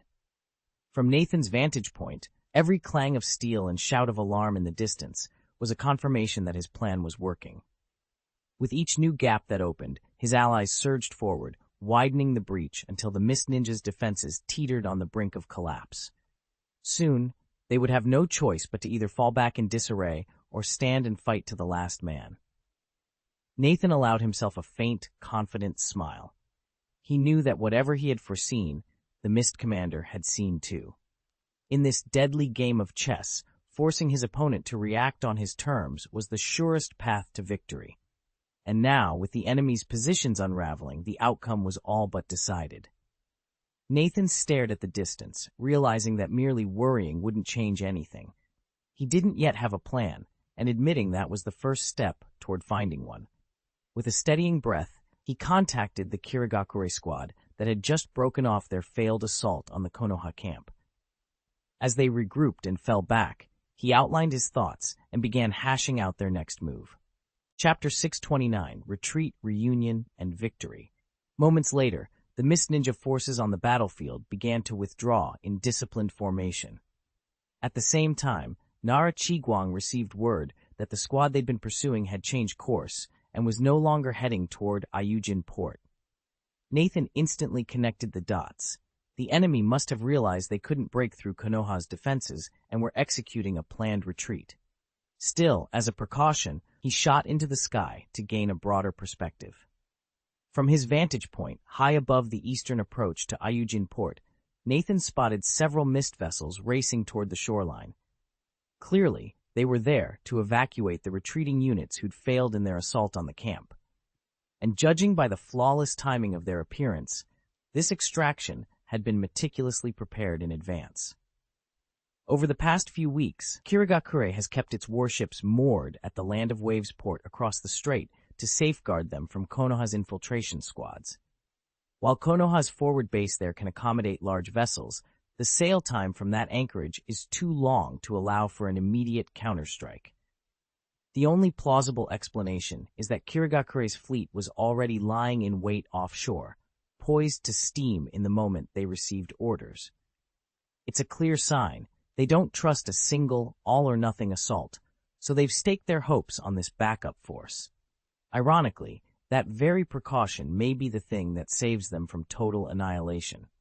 Nathan reported his findings to the acting captain and to Nara Chiguang back at camp, urging them to strike the enemy ships before they could deploy. With his abilities, wiping out several warships with just a handful of shinobi would be a trivial matter. Both commanders, however, opted against it. Their reasoning was simple. They were unwilling to slaughter Kirigakure's soldiers outright. Nathan hovered above the docks, arms folded, as the mist shinobi at Yujin Port completed their withdrawal. Both sides knew the fate of those warships would decide everything. If the vessels fell, the enemy would have no choice but to fight to the death, and Konoha's losses would skyrocket. Neither the village nor the command center wanted that outcome, so they rejected any plan to press the assault. Better to spare more Mist Ninja than to risk crippling their own forces, reserves they might desperately need for future emergencies. Though this was called a decisive battle, in truth it was a bid by Konoha and Kirigakure to seize the upper hand in looming peace talks, not an all-or-nothing struggle for survival. Both sides' leaders had quietly agreed that after years of bloodshed, the war had to end. A clear victor would be enough. There was no need for mutual extinction. These considerations flickered through Nathan's mind, and then he set them aside. He crossed his arms and watched the mist shinobi retreat, pondering what the next chapter would bring. Although neither the acting captain nor Nara Chiguang allowed him to destroy the warship, that didn't mean the mist ninjas would slip away unchallenged. The vessel granted them a sliver of hope, spared from immediate death, but it guaranteed that their pursuers would never let up. Clang! Boom! The sounds of battle reverberated across the field. Nathan watched silently, eyes narrowing as he absorbed the chaos. Then, a sudden surge of chakra rippled in the southwest. His Sharingan snapped open, and without hesitation, he formed the Ren seal, channeling his energy into the shadow clone technique. A burst of chakra smoke revealed an exact copy of Nathan beside him, its back sprouting ethereal wings of wind. Nathan gave a curt nod. Hold this position. He then summoned Wind Style, Wind Wings, and shot into the sky. The technique propelled him so swiftly that in under a minute he arrived at the disturbance's source. Below him, what had been firm ground had transformed into a vast, rolling ocean. Nathan's Sharingan spun as he scoured the waters. There, bobbing alone in the center of the expanse, was a figure he knew all too well. Nathan's eyes went wide as the newcomer stepped into view. It was Hoshigaki Kisame. A month ago, Nathan had made the mistake of harvesting chakra from the Mist Ninja, so recklessly that he drew the Hidden Mist's inquiry, even besting one of its shadow clones in the process. He'd never expected to see Kisame again, and yet here he was, dressed from head to toe in Mist Ambu garb, a black robe, a mask hiding his features, an unmistakable signal that he was no friend of Konoha. But what was he doing here? Nathan glanced down at the sudden pool of water bubbling up beneath his feet, then at the Mist Ninja flanking him, tense but grateful, and finally at the embarrassed Konoha pursuit squad in front of him. It clicked. Kisame had answered the call to cover the retreat, using his water jutsu to give the Mist forces a safe avenue of escape. Before Nathan could draw his own weapon, Kisame's head snapped toward him. In an instant, he formed a series of hand seals. Water style, water shark bullet technique. A torrent of water exploded from the ground, coalescing into a seething school of jagged water sharks that lunged straight at Nathan. There was no time to second-guess. He dove to one side, drawing chakra in the shape of a protective shield as the first wave struck.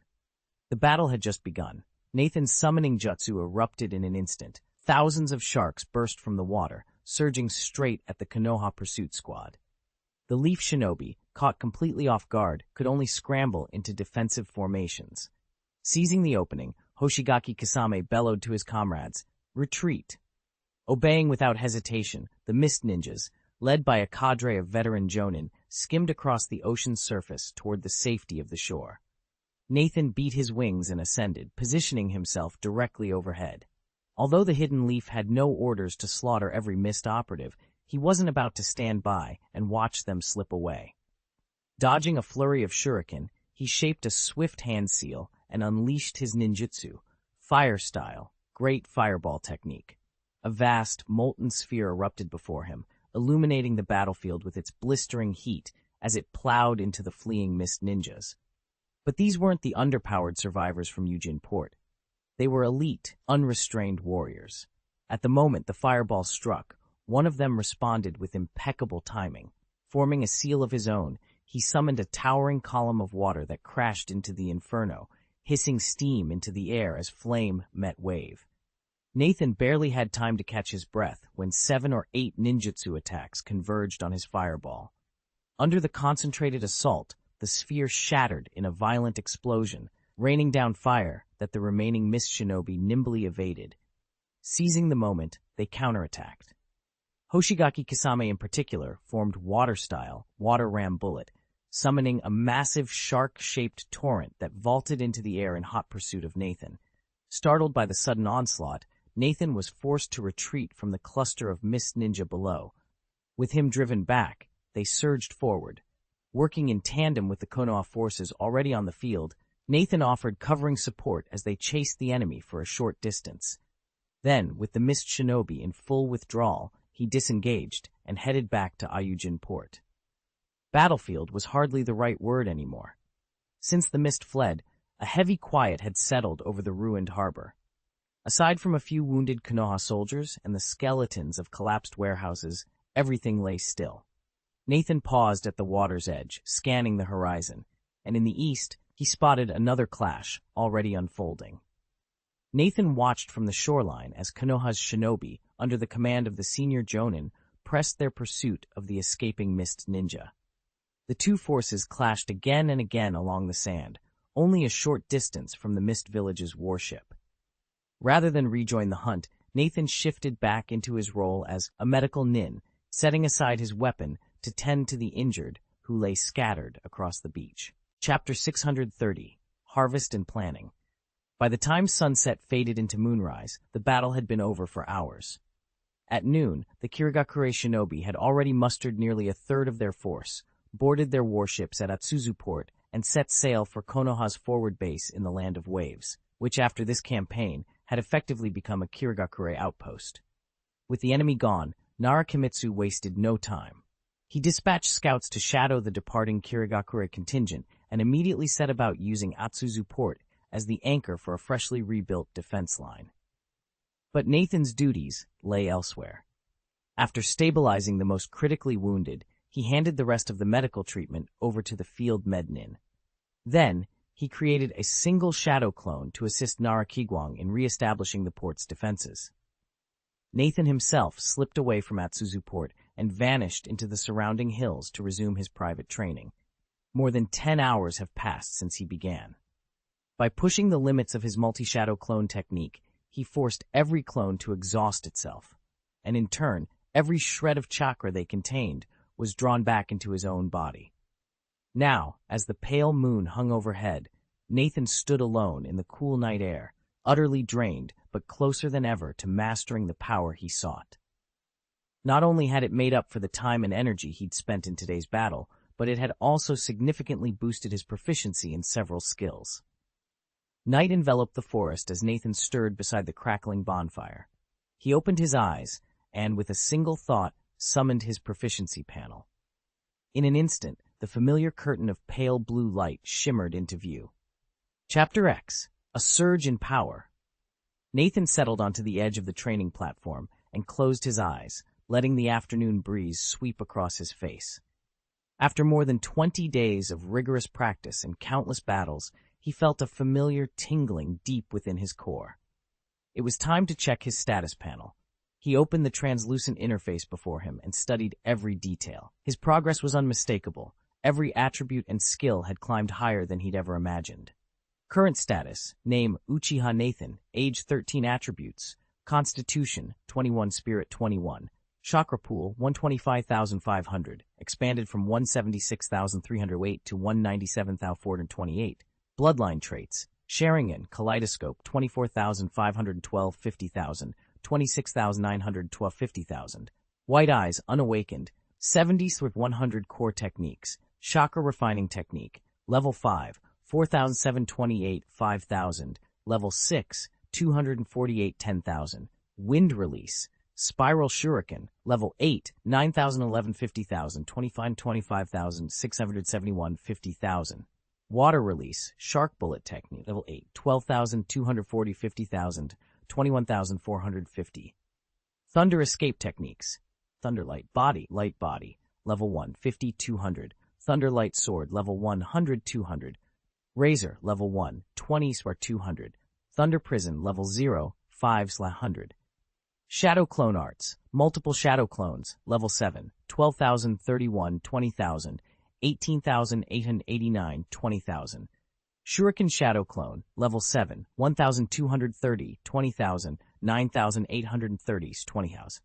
Chakra Manipulation, Chakra Absorption Technique, Level 6, 9,520, 10,000, 9,850, 10,000. Chakra Feather Garment, Level 7, 10,750, 20,000. Level 8, 2,450, 50,000. Chakra Scalpel, Level 7, 1,800, 20,000, 14,500, 1,000. Heart Reflection Art, Level 8, 38,563, Strength, 50,000, 43,363, Spire, 50,000. Shadow Sword Skill, Level 5, 2,100, 5,000. Chakra Control, Level 6, 3,100, 10,000, 4,720, 10,000. Sealing and Defense, Guardian Seal, Level 6, 10, 10,000, 3,250, 10,000. Sealing Array, Level 5, 1,050, 5,000, 3,990, 5,000. Perfect Mastery Techniques, Unranked Progress, Wind Release, Vacuum Jade Blade, Level 7. Wind Release, Vacuum Blade, Level 7. Wind Release, Wind Bite, Level 7. Fire Release, Honglong Fire Technique, Level 7. Water Release, Explosive Water Wave, Level 7. Rasengan, Level 9. Art of Extracting Small Trouble, Level 7. Compared to 20 days ago, Nathan's status panel had transformed dramatically. He allowed himself a small smile. The next phase of his training beckoned, and he was eager to push his limits even further. Nathan had already perfected the 7 core ninjutsu and possessed 4 additional techniques: Thunder Release, Thunderlight Sword, Thunder Release, Thunder Snake, Thunder Release, Thunder Prison, and Shadow Sword Technique. We'll set the Shadow Sword Technique aside for now. After all, Nathan devised it himself and knows its intricacies better than anyone. Thanks to his non-stop fighting, he'd advanced that art to level 5 proficiency, to 105,000. With each training session, he edged closer to fusing it with Instant Sword Technique and Illusion Sword Technique, creating an unstoppable melee arsenal. His Shadow Clone, delving into Shaolei Yingren's memories, had uncovered the remaining 3 Thunder Release Jutsu. Just as Nathan suspected, his opponent excelled in lightning-based skills, but only these stood out. Thunderlight Sword ranked as a B-class ninjutsu, while Thunder Snake and Thunder Prison awaited classification as he studied their true potential. Nathan's new technique didn't just boost his speed, it charged any weapon he held with searing heat and paralytic lightning. The effect was devastating. Refreshed by a flash of recollection, he ordered his Shadow Clone to attempt the move. Thanks to his flawless mastery of several sword styles and his deep, intuitive grasp of swordsmanship, Nathan picked up the basics of the skill almost instantly. Yet true proficiency would demand far more. To sustain the technique, he needed not only an even deeper understanding of blade work, but also precise control over lightning chakra. Without both, further practice would be wasted effort. And so far, Nathan had only mastered a single C-rank ninjutsu, Thunder Release, Lightning Strike. He simply didn't meet the requirement. That shortfall prompted him to seek out 2 additional jutsu. Though Thunder Release Ray Snake is also C-rank, it functions essentially as a variant and extension of Lightning Strike, making it the perfect complement to round out his training. Nathan knew that with enough chakra invested, he could soon master these C-rank lightning jutsu perfectly. Each successful attempt would deepen his affinity for lightning chakra, and that in turn would accelerate his progress with the Thunder Release, Lightning Sword. Still, relying on only 2 C-rank techniques wouldn't be enough to shortcut his way to mastery. To truly expand his repertoire and sharpen his control, he'd have to move on to a more demanding jutsu, Lightning Prison. Ranked at B-level difficulty, this technique not only refines one's command over lightning chakra, but also adds a powerful zone control ability to the user's arsenal. According to what Shaolei Yingren had told him, once Lightning Prison is unleashed, it can create an electrical barrier stretching hundreds of meters in every direction. Within that dome of crackling energy, any intruder, or the caster himself, will be subjected to relentless, indiscriminate lightning strikes. It's the ultimate double-edged sword. For Nathan, however, the risk was worth it. Mastering Lightning Prison would skyrocket his understanding of Lightning Chakra and, by extension, accelerate his training in Lightning Sword faster than any simpler technique could. He closed his eyes, feeling the electric hum of chakra coalesce at his fingertips. Once the barrier sprang to life around him, there would be no turning back, but Nathan was ready. The path to true mastery had never been an easy one. Few shinobi dare to attempt this forbidden lightning technique. Shaolei Yingren and the handful who know its secrets only unleash it in the direst emergencies. Nathan, however, isn't intimidated. His chakra feather armor, woven from pure wind nature chakra, naturally suppresses stray electrical energy, perfectly satisfying the technique's stringent requirements. Confident in that synergy, he commits every hand seal and chakra flow to memory. But putting it into practice is another matter.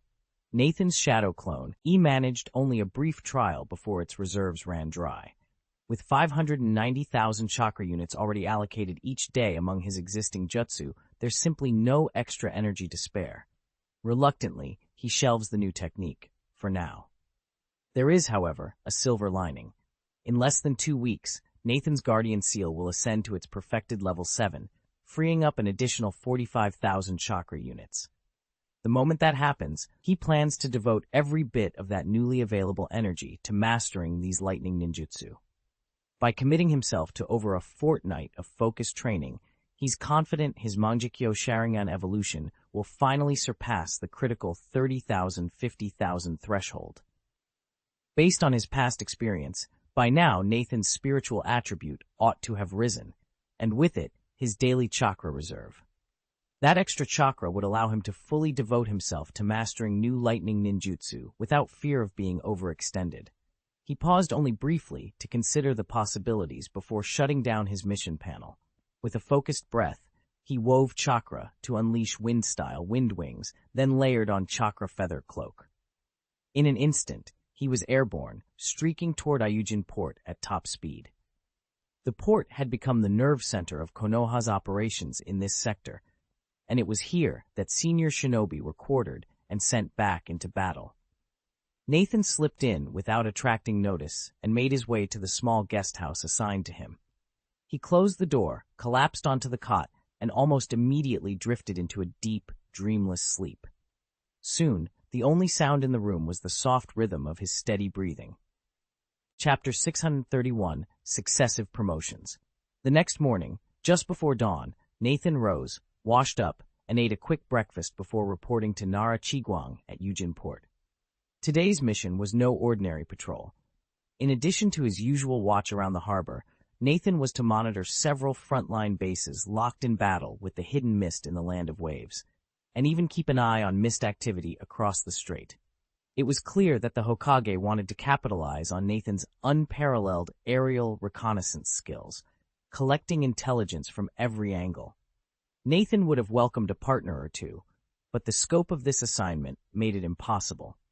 Beyond the fleet's radio range, only his own abilities could guarantee timely, accurate updates. Once he left Yujin Port, he climbed to a secluded clifftop, dispelled the morning mist, and performed the shadow clone technique, splitting himself into 3 perfect duplicates. He dispatched each clone to cover a different sector, briefing them silently on their objectives, then slipped into the wilderness to train without interruption. Having already perfected wind style, wind wings, and the heart-connecting technique, Nathan knew that routine scouting and minor skirmishes could be handled by his clones. This allowed him to focus entirely on pushing his own limits, refining his jutsu in complete privacy, far from prying eyes. Nathan convinced himself that as long as he could send the information back in time, even Nara Chiguang wouldn't complain about his laziness. He set that concern aside and made his way to the same secluded clearing he'd trained in the night before. Once there, he reached up and dispelled the guardian seal from between his brows. A moment later, his Byakugan activated, pale eyes spinning with chakra, as he hovered above the ground, scanning the perimeter. Satisfied that he was alone, he floated down and wasted no time. Forming the familiar hand seals, Nathan unleashed the multi-shadow clone technique, splitting himself into 8 identical figures. He assigned each clone a distinct jutsu to master. Clone 1 tackled wind release, spiral shuriken. Clone 2 worked on water release, great shark bullet technique. Clone 3 refined the shuriken shadow clone technique. Clone 4 practiced chakra feather garment. Clone 5 honed the shadow sword technique. Clone 6 studied chakra absorption. Clone 7 reconstructed the guardian seal. Clone 8 learned the sealing array. With today's schedule unusually open, Nathan deliberately limited his copy count. By keeping only 1 clone per technique, he ensured each could focus fully and push its skill to the limit. Nathan had optimized every ounce of his chakra, ensuring nothing went to waste. Once his formation was complete, he waved his hand and dismissed his 8 shadow clones. Alone again, he turned his full attention to mastering the Palm Immortal technique and the Reflection Heart technique. The Palm Immortal technique demanded more than 2 uninterrupted months of practice to trigger the next stage of bodily transformation, and with it, a significant boost to his physical attributes. The Reflection Heart technique, by contrast, promised swifter results. In just over a month, it could push his Mangekyo Sharingan's evolution past the 30,000-point mark. In fact, he was so close to perfecting the Reflection Heart technique that it might soon cap out at level 9, at which point each point of proficiency would translate directly into an equal increase in his Sharingan evolution. Currently, at level 8, every 2 points of skill raised his evolution by 1. Still excellent, but not as efficient as the milestone he was on the verge of reaching. The thought of that impending breakthrough filled Nathan with determination. He centered his mind, synchronized his breathing, and let himself slip into the deep focus of intensive training. 3 days passed in what felt like an instant. The hidden training area remained hushed and still, a silent testament to Nathan's unwavering discipline and the potency of his techniques. As the third dawn broke, he opened his eyes, ready to push forward on his path toward power. 2 days ago, Kirigakure's forces withdrew from Ayuzu Port, a move so unprecedented it marked a turning point. Since then, their troops, now holed up in the last stronghold on the eastern border of the Land of Fire, have abandoned any notion of launching an attack. Day after day, they sat behind their walls, waiting for Konoha to strike first. For Nathan, this stalemate made his patrols nearly effortless. With nothing but empty stretches of forest to traverse, his training went off without a hitch. Then, at high noon on the 3rd day, he felt the unmistakable pulse of power, a sure sign that one of his abilities had just advanced. He lay in a secluded grove, sunlight filtering through the canopy overhead. Slowly, he opened his eyes, a thoughtful expression crossing his face. After a moment's silence, he raised his right hand and swept his fingers through the air before him. He felt it, an almost imperceptible resistance, as if he'd brushed against a hidden barrier. "An illusion?" he murmured. With a flick of his wrist and a soft incantation, the proficiency panel appeared. His gaze landed on the sealing array skill. Level 5, 3,995,000, had risen to level 6, 10,000. A small but satisfying leap forward. Nathan's recent breakthrough did more than let him craft a larger space-sealing scroll. It also dramatically heightened his spatial awareness. Just moments ago, he'd even felt as if he could reach out and touch the void itself. On reflection, however, he realized it was just an illusion. His perception had improved, but he still couldn't physically manipulate space. Even so, this upgrade would pay dividends. When he learned other space-time ninjutsu in the future, he'd achieve twice the results with half the effort. And this was only level 6. Once his sealing array advanced to level 7 and completed its qualitative leap, the feedback it granted him would be even greater. By then, his talent for space-time techniques might soar to an entirely new plateau. Excited by the prospect, Nathan closed the system panel. From his ninja tool pouch, he withdrew pen, ink, and a fresh scroll. With steady strokes, he inscribed a larger ceiling array, then carefully stowed all his equipment inside. Satisfied, he returned to his training, pushing onward without pause. In the blink of an eye, night fell. Nathan stood in the moonlit clearing, the stars scattered thinly overhead.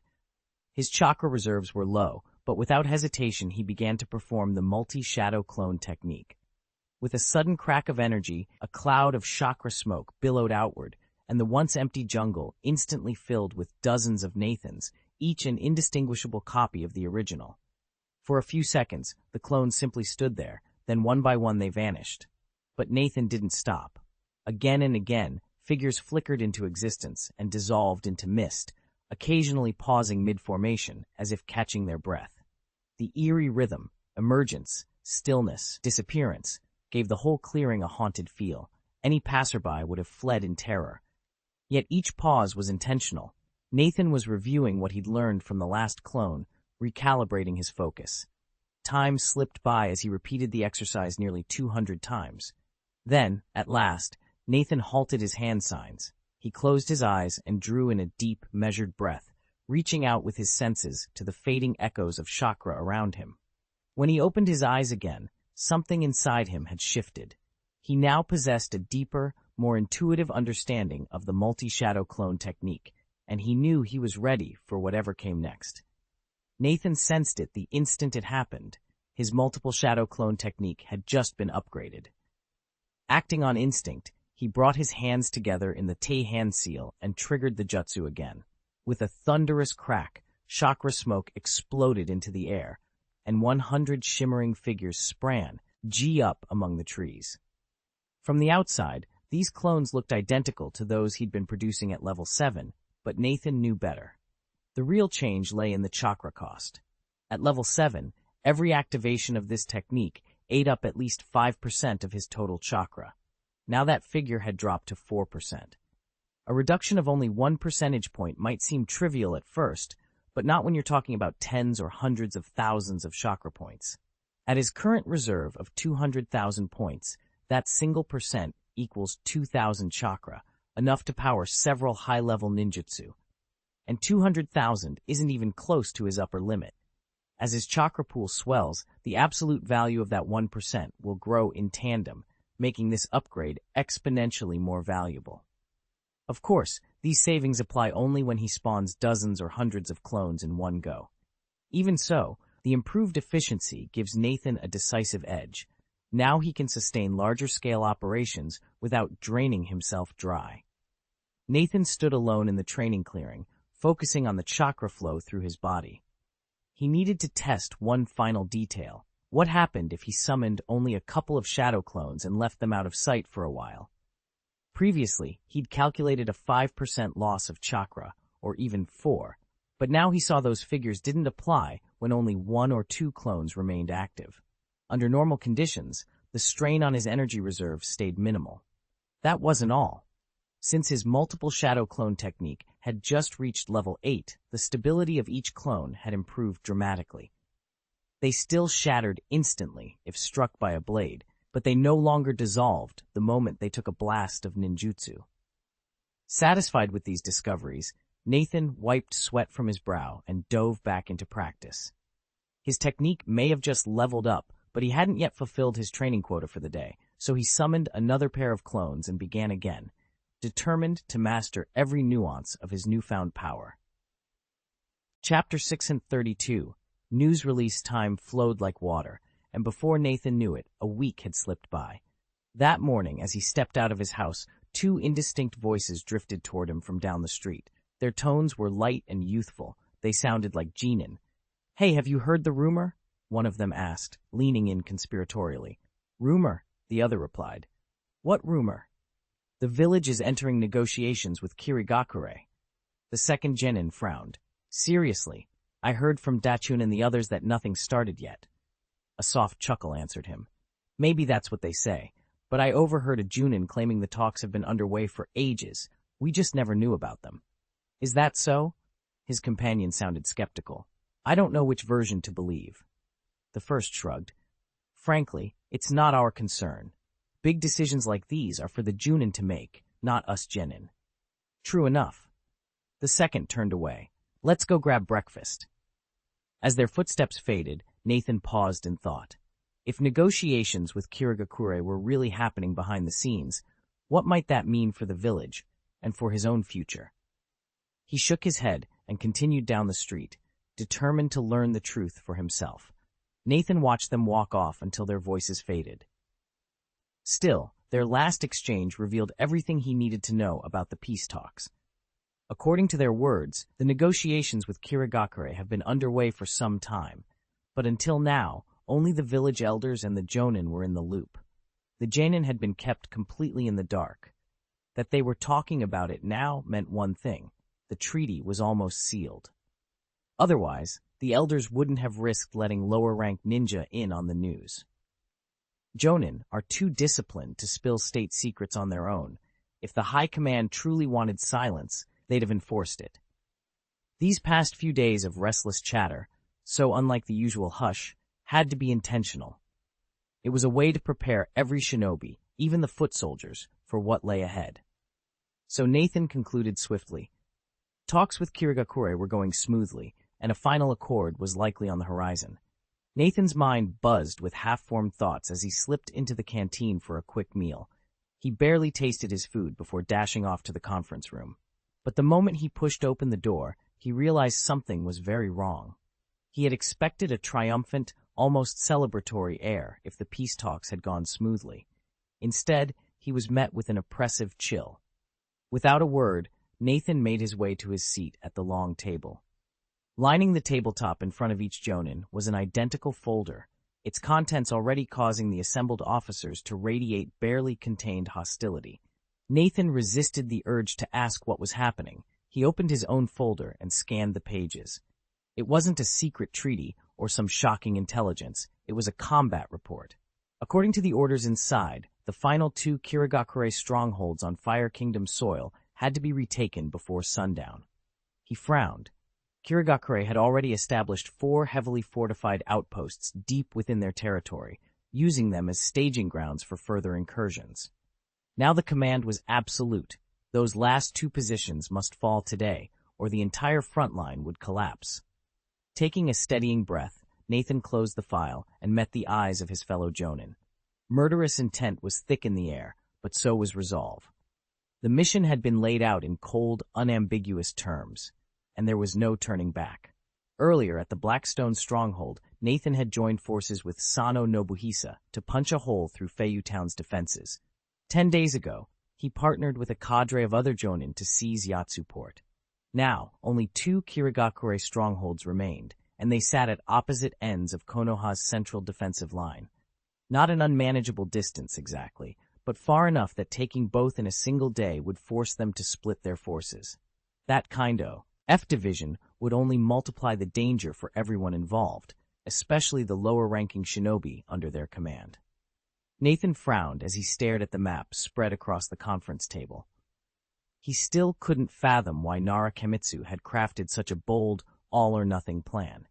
Given the current state of affairs, surely they could afford to hold their ground, advance methodically, and eventually overwhelm both enemy positions. There was no pressing need to rush, and no sense in gambling junior lives on a lightning strike when a measured siege would produce the same result with far less risk.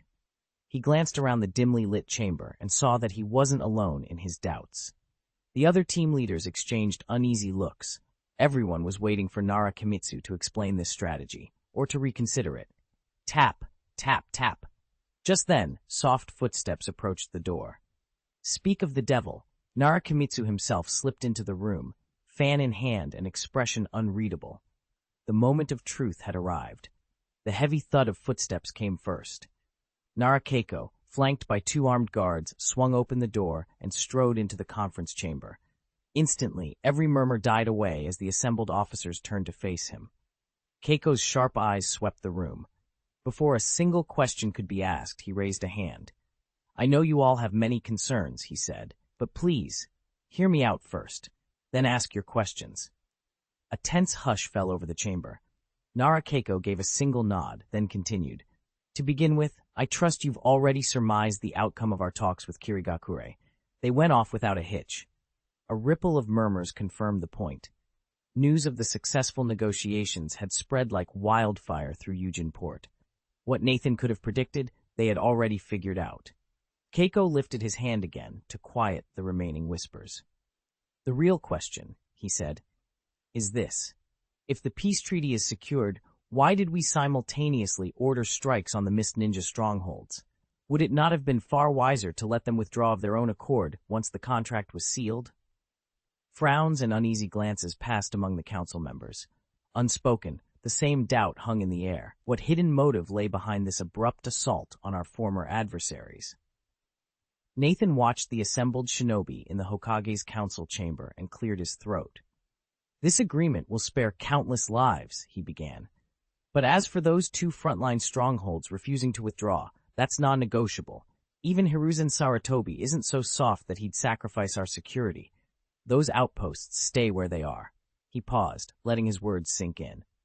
"If they really aren't on the table, why are the village leaders so desperate to strike them, and why so urgently?" A hush fell over the room.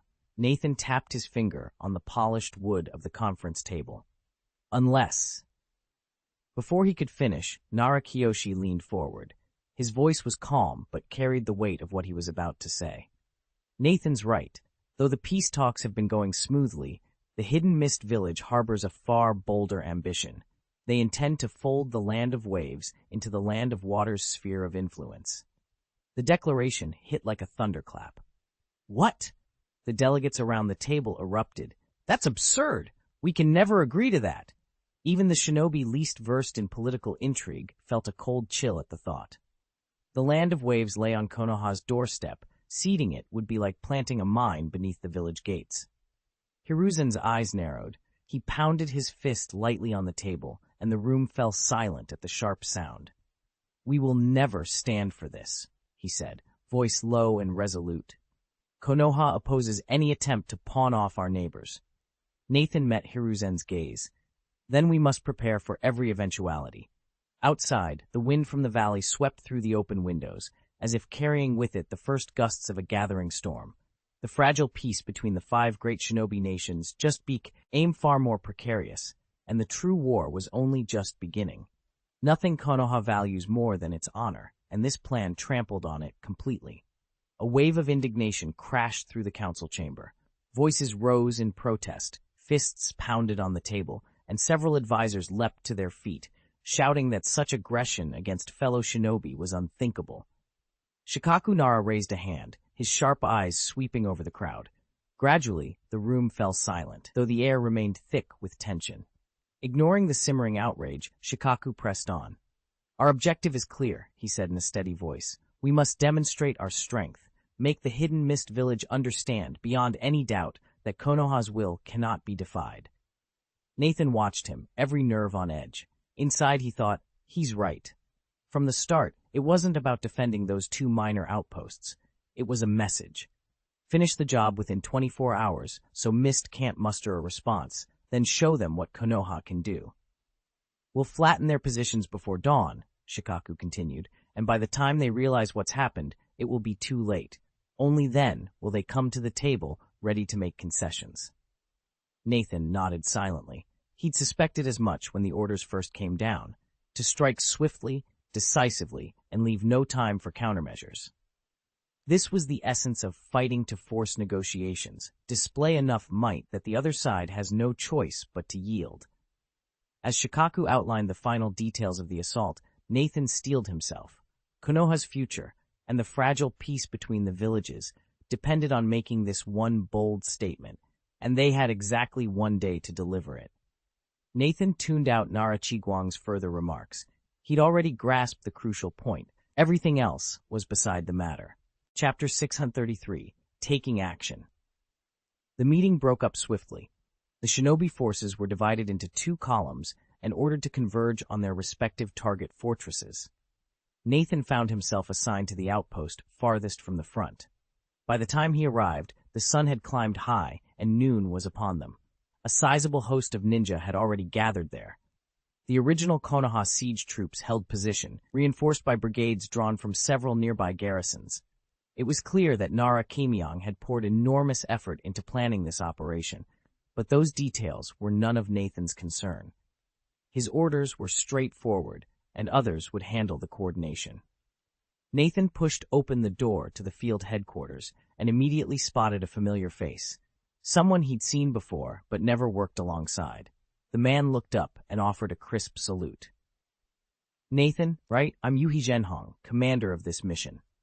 Recognition flashed across Nathan's mind. This was Yuhi Zhenhong, the father of Kurenai Yuhi. His stern, commanding presence belied a deep understanding of the will of fire.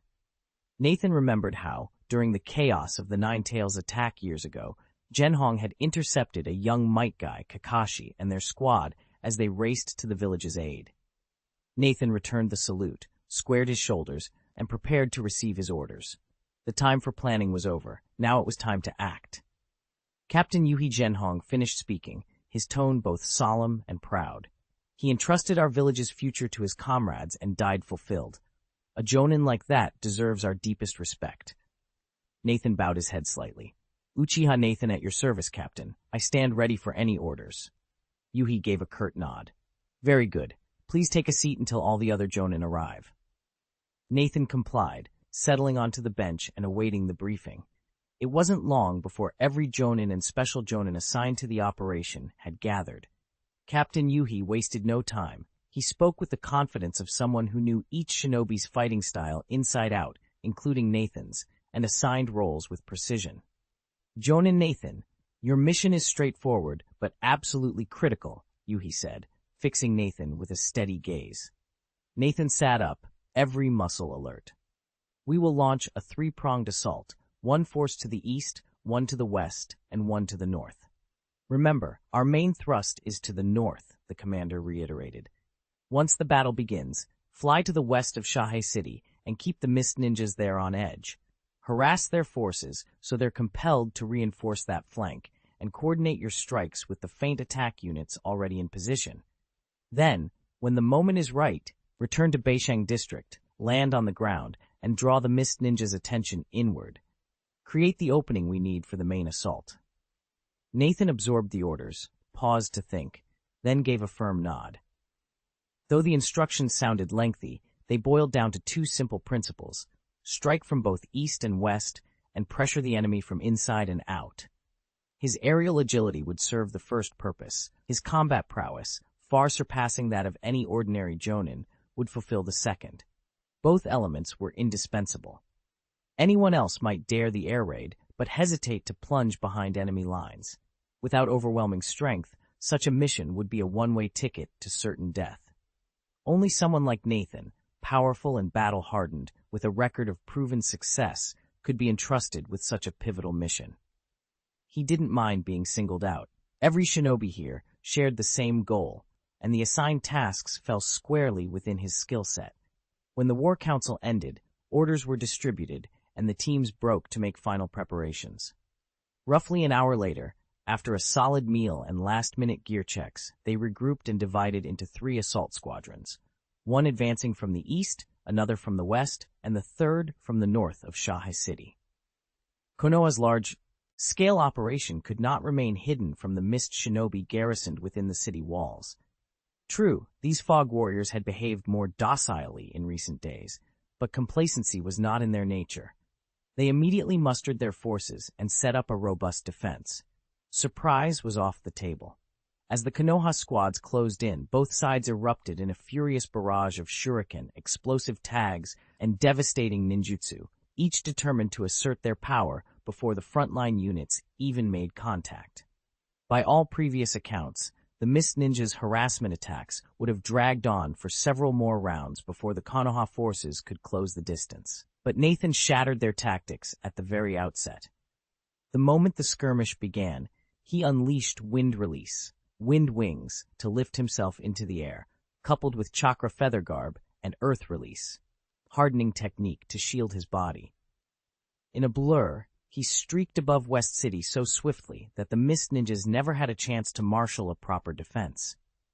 What made their failure almost inevitable was their overconfidence.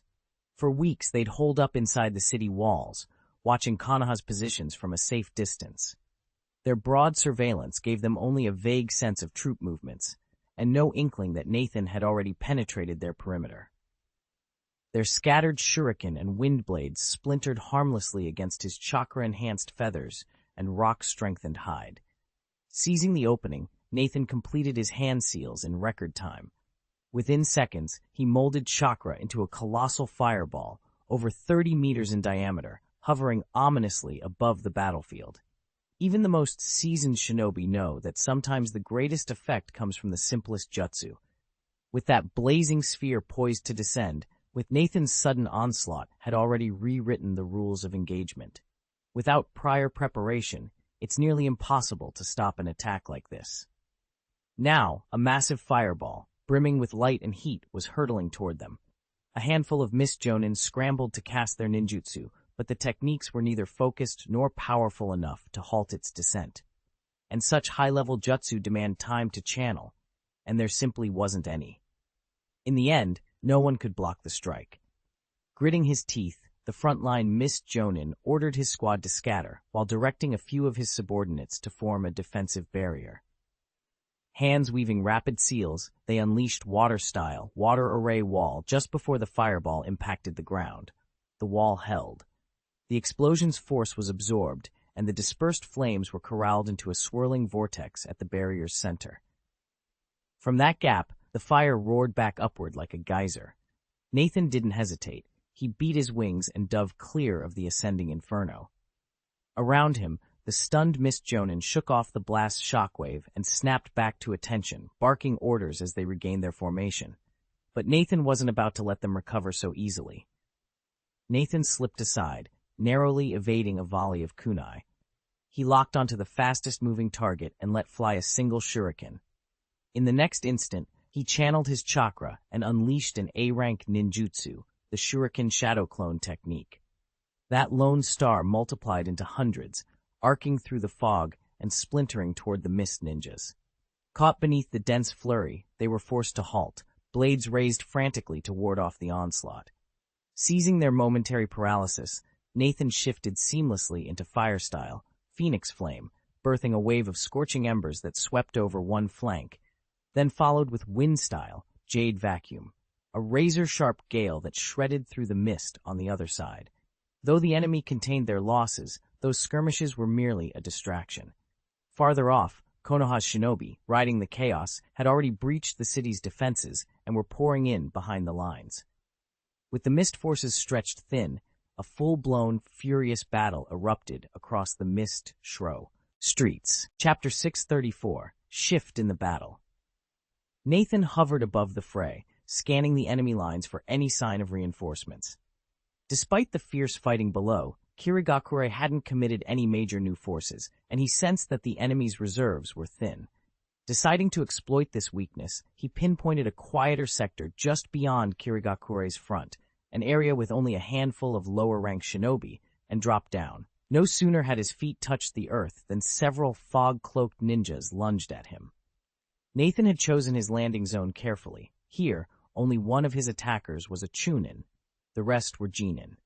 Whether acting on orders or driven by pride, they charged recklessly, clearly out of their depth against him. With a flicker of Sharingan in his eyes, Nathan read their every move. He drew the slender blade at his waist, the steel gleaming unnaturally in the dim light.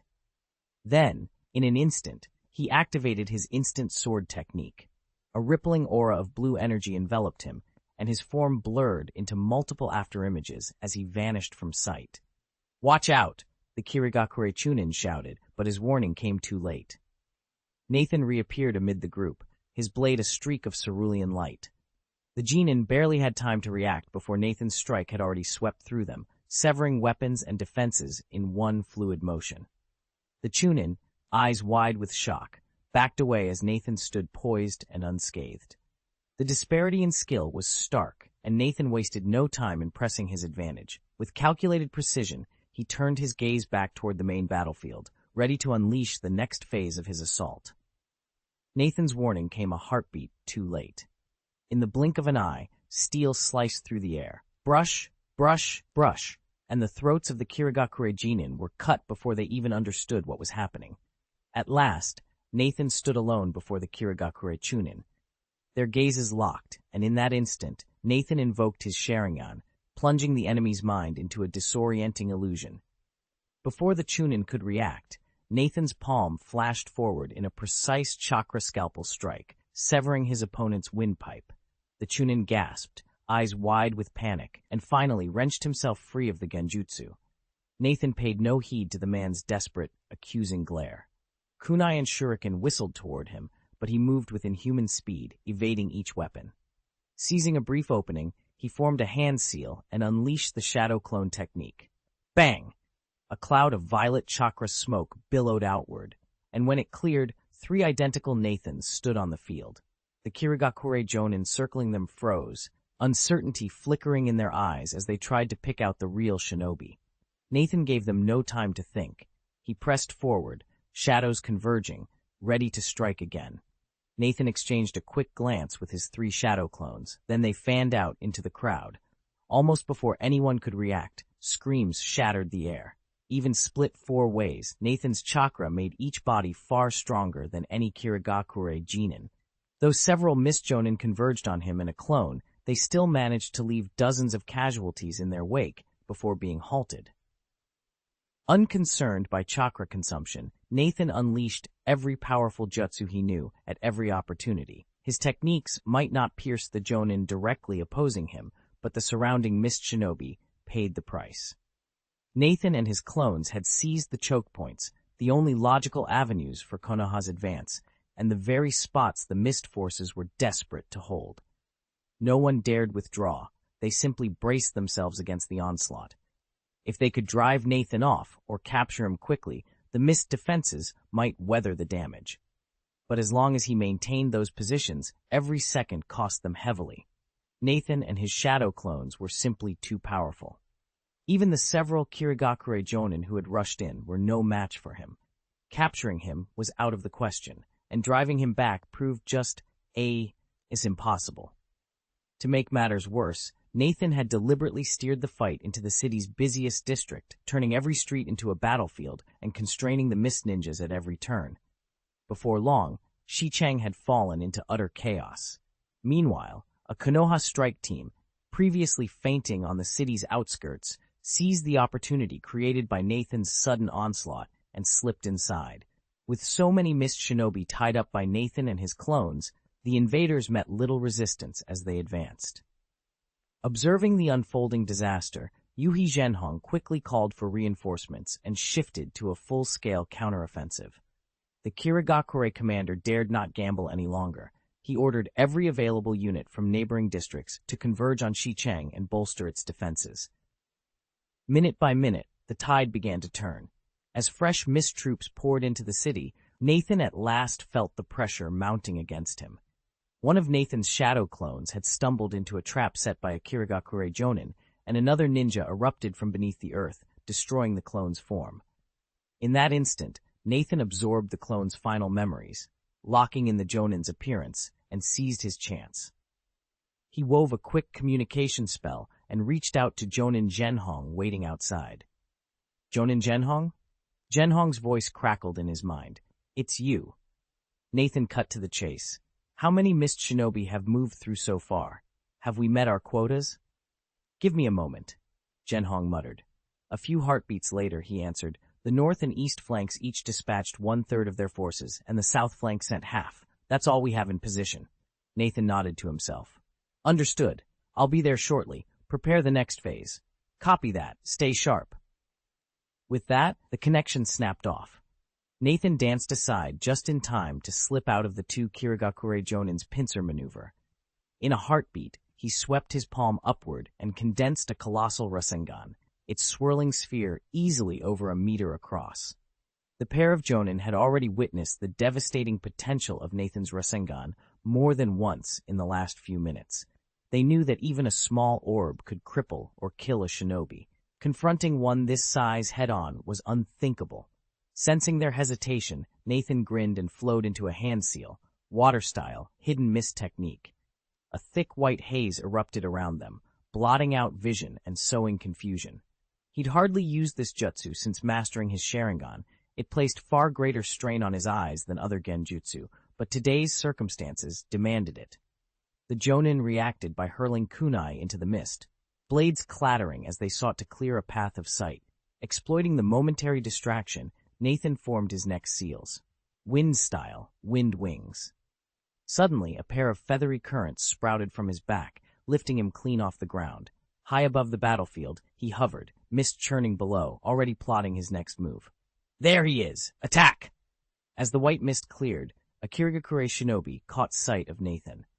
He hurled a kunai and shouted a warning to his comrades, but it was already too late. Nathan's Sharingan spun, locking onto the blade's trajectory in a heartbeat.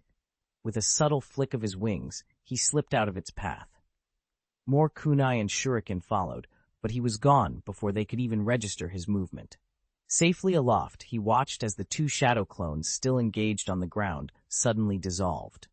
Their chakra streamed back into Nathan, carrying with it every memory of the fight. Hovering above the battlefield, Nathan completed 2 wide circles, then wove a flurry of hand seals. In a single powerful stroke of his wings, he rocketed away, vanishing into the sky over West City at astonishing speed. Below, the Mist Shinobi exchanged glances. A few felt reluctant admiration, but most exhaled in relief. Nathan's power was simply too great. Fear had been their only companion in his presence. Chapter 635. Everything Goes According to Plan. Nathan hovered over the North City district, surveying the chaos below. With Kirigakure's main forces drawn to the West District, Shihi Shinku had seized the moment and ordered a full-scale assault here.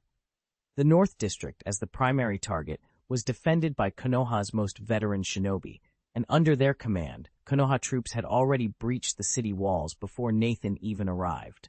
His mission was to deliver the final, decisive blow. After circling twice to confirm his bearings, Nathan plunged through the skyline and slipped behind enemy lines. His sudden appearance sent Kirigakure's ranks into turmoil. In rapid succession, he cut down one opponent after another until a senior Kirigakure commander, Chichi, intervened to stem the tide. Without a word, Nathan attacked. Blades clashed and chakra flared, but Chichi was clearly outmatched. Within moments, deep gouges marred his armor, and he was driven back to the edge of retreat. Cornered, the commander sounded the alarm, calling for reinforcements. From every direction, fresh Kirigakure shinobi poured into the district, the roar of battle swelling once more. In the end, it took 4 jonin to contain Nathan, and although that reinforced his perimeter, it left a gaping hole in Kirigakure's front line. Jonin aren't farm animals you can sacrifice at will. Each one represents months, sometimes years of rigorous training. Kirigakure had already bled heavily in the earlier exchanges, and now Konoha had pulled in reinforcements from several nearby strongholds. They couldn't redeploy every seasoned shinobi overnight, but even a partial shift gave them a numerical edge over the Kirigakure Jonin in Sha City.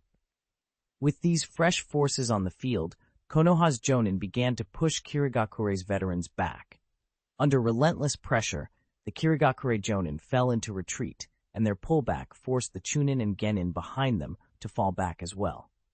Step by step, Konoha's lines advanced deeper into the city. An hour passed in the blink of an eye. Nathan seized the opening and struck down the second Kirigakure Jonin. With the northern city's defenses shattered, every remaining mist ninja had fallen back to the central city, Kirigakure's last line of defense. Intent on wiping out the final 2 jonin in one swift move, Nathan pressed forward, oblivious to the retreating foes around him. Suddenly, a voice echoed in his mind. "Jonin Nathan, the captain orders you to proceed immediately to the central city, and if you can, dismantle Kirigakure's defensive arrangements there." Nathan recognized the mental intrusion at once. It was the Yamanaka clan's mind transmission technique. He froze for a heartbeat, then rolled aside as a kunai whistled past his shoulder. "Understood," he replied, snapping off the psychic link. He spared a quick glance for the 2 mist jonin still chasing him. Any hope of defeating them both now had vanished. After evading a flurry of shuriken and kunai, he created enough distance to form precise hand seals. With a gusting swirl of air, Nathan unleashed his jutsu, wind release, wind wings, preparing to dart south toward the heart of Kirigakure's defenses. Nathan cut through the air with a soft whoosh. In an instant, translucent, pale blue chakra wings unfurled from his back, propelling him skyward. Once he'd gained enough altitude, he formed a quick hand seal and layered on 2 defensive jutsu, chakra feather cloak and earth release hardening technique, enveloping himself in a double shell of protection. Moments later, he hovered over the heart of Shah City. Below, Mist Ninjas had already assembled a solid defensive line. Unfazed, Nathan dove toward them, weaving through a volley of thrown weapons and elemental attacks. Then, with another seal, he unleashed Fire Release, Great Fireball Technique. Instantly, an enormous inferno over 30 meters wide blazed into existence above his foes, glowing like a second sun. With a subtle mental command, the searing sphere plummeted straight down toward the city center. But the Mist Ninjas were ready. Having faced this very technique in the Western District, they anticipated the fiery assault. As the Great Fireball bore down on them, they activated reinforced chakra shields. The blast struck head-on, and the fireball shattered into countless burning fragments, sending a rain of scorching embers outward. Chakra barriers flared to life, intercepting many of the deadly shards. Still, the shockwave rattled the front lines, and several ninja went down, scorched by the heat. Smoke coiled skyward as the devastated defenses held, if only just against Nathan's overwhelming power. Just as Nathan launched his attack, several mist-hidden shinobi sprang into action, combining their strength to unleash the village's signature B-rank technique, water style, Water Dragon Bullet. Thunderous roars echoed as colossal serpents of water materialized in midair and hurtled toward Nathan's blazing fireball. When fire met water, an explosive clash ensued. The dragons pressed against the inferno, unable to advance, while the fireball remained suspended, held fast by the surging currents of water. Steam hissed and billowed in all directions, blanketing the battlefield in a thick white mist. Nathan's eyes gleamed with satisfaction. With a single, effortless motion, he relinquished control of the fireball, allowing the water dragons to drown it completely. Nathan seized the momentary darkness below to evade the water dragon's follow-up strike. With swift precision, he formed a series of hand seals and unleashed another jutsu, water style, exploding water wave. In an instant, a roaring torrent plunged from the sky, crashing into the heart of the city. The Mist Ninjas, both those who had lingered in the center and those who had just arrived, were caught completely off guard. By the time they regained their senses and tried to mount a defense, it was too late. Nathan had poured nearly all his chakra into shaping the colossal wave, and within mere seconds the city center lay submerged under an ocean of his own creation. Tents and barricades were torn apart and swept away by the deluge. Even seasoned mist shinobi, renowned for their skill in aquatic combat, could not hope to form a solid defense line against such overwhelming force, especially knowing this water had sprung from Nathan's power. Unsure what other surprises he might have in store, they dared not linger any longer. Those reinforcements racing in from the outskirts glimpsed the flooded streets and exchanged alarmed glances, their faces drained of color. Nothing about this assault felt ordinary, and Nathan's next move was anyone's guess. In the hidden depths of the Mist Fortress, the commander finally accepted defeat and ordered every unit to prepare for immediate evacuation. What followed was almost anticlimactic.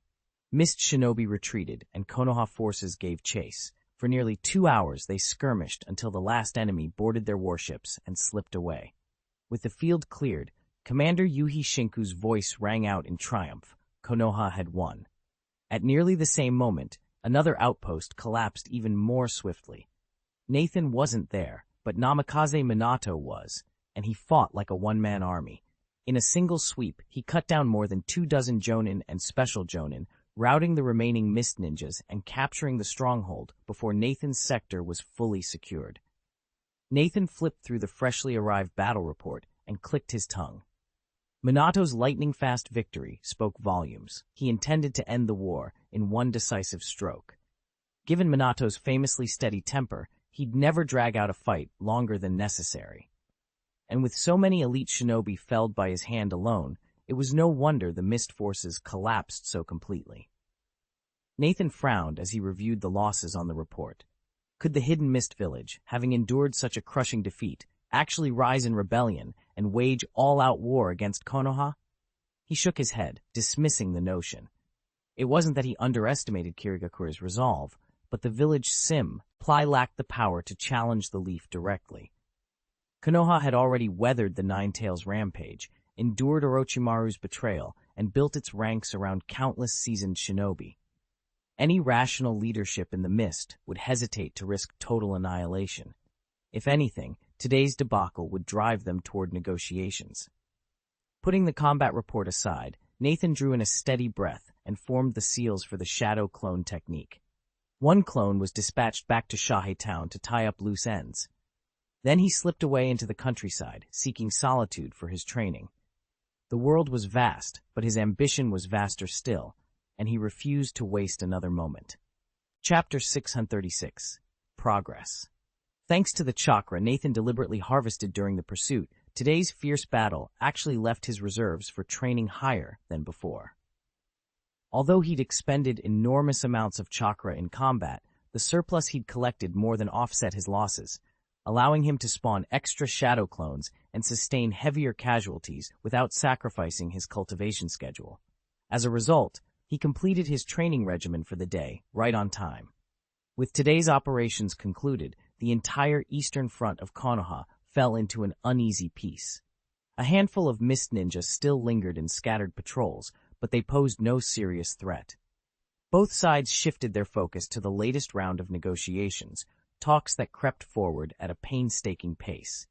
3 days slipped by in the blink of an eye. While the diplomatic discussions remained unresolved, Nathan's progress in cultivation was unmistakable. This afternoon, deep within a remote, densely wooded forest, Nathan stood motionless. He formed the seals for the multi-shadow clone technique, recalled every last clone, and drew upon the hours' worth of experiences they had amassed.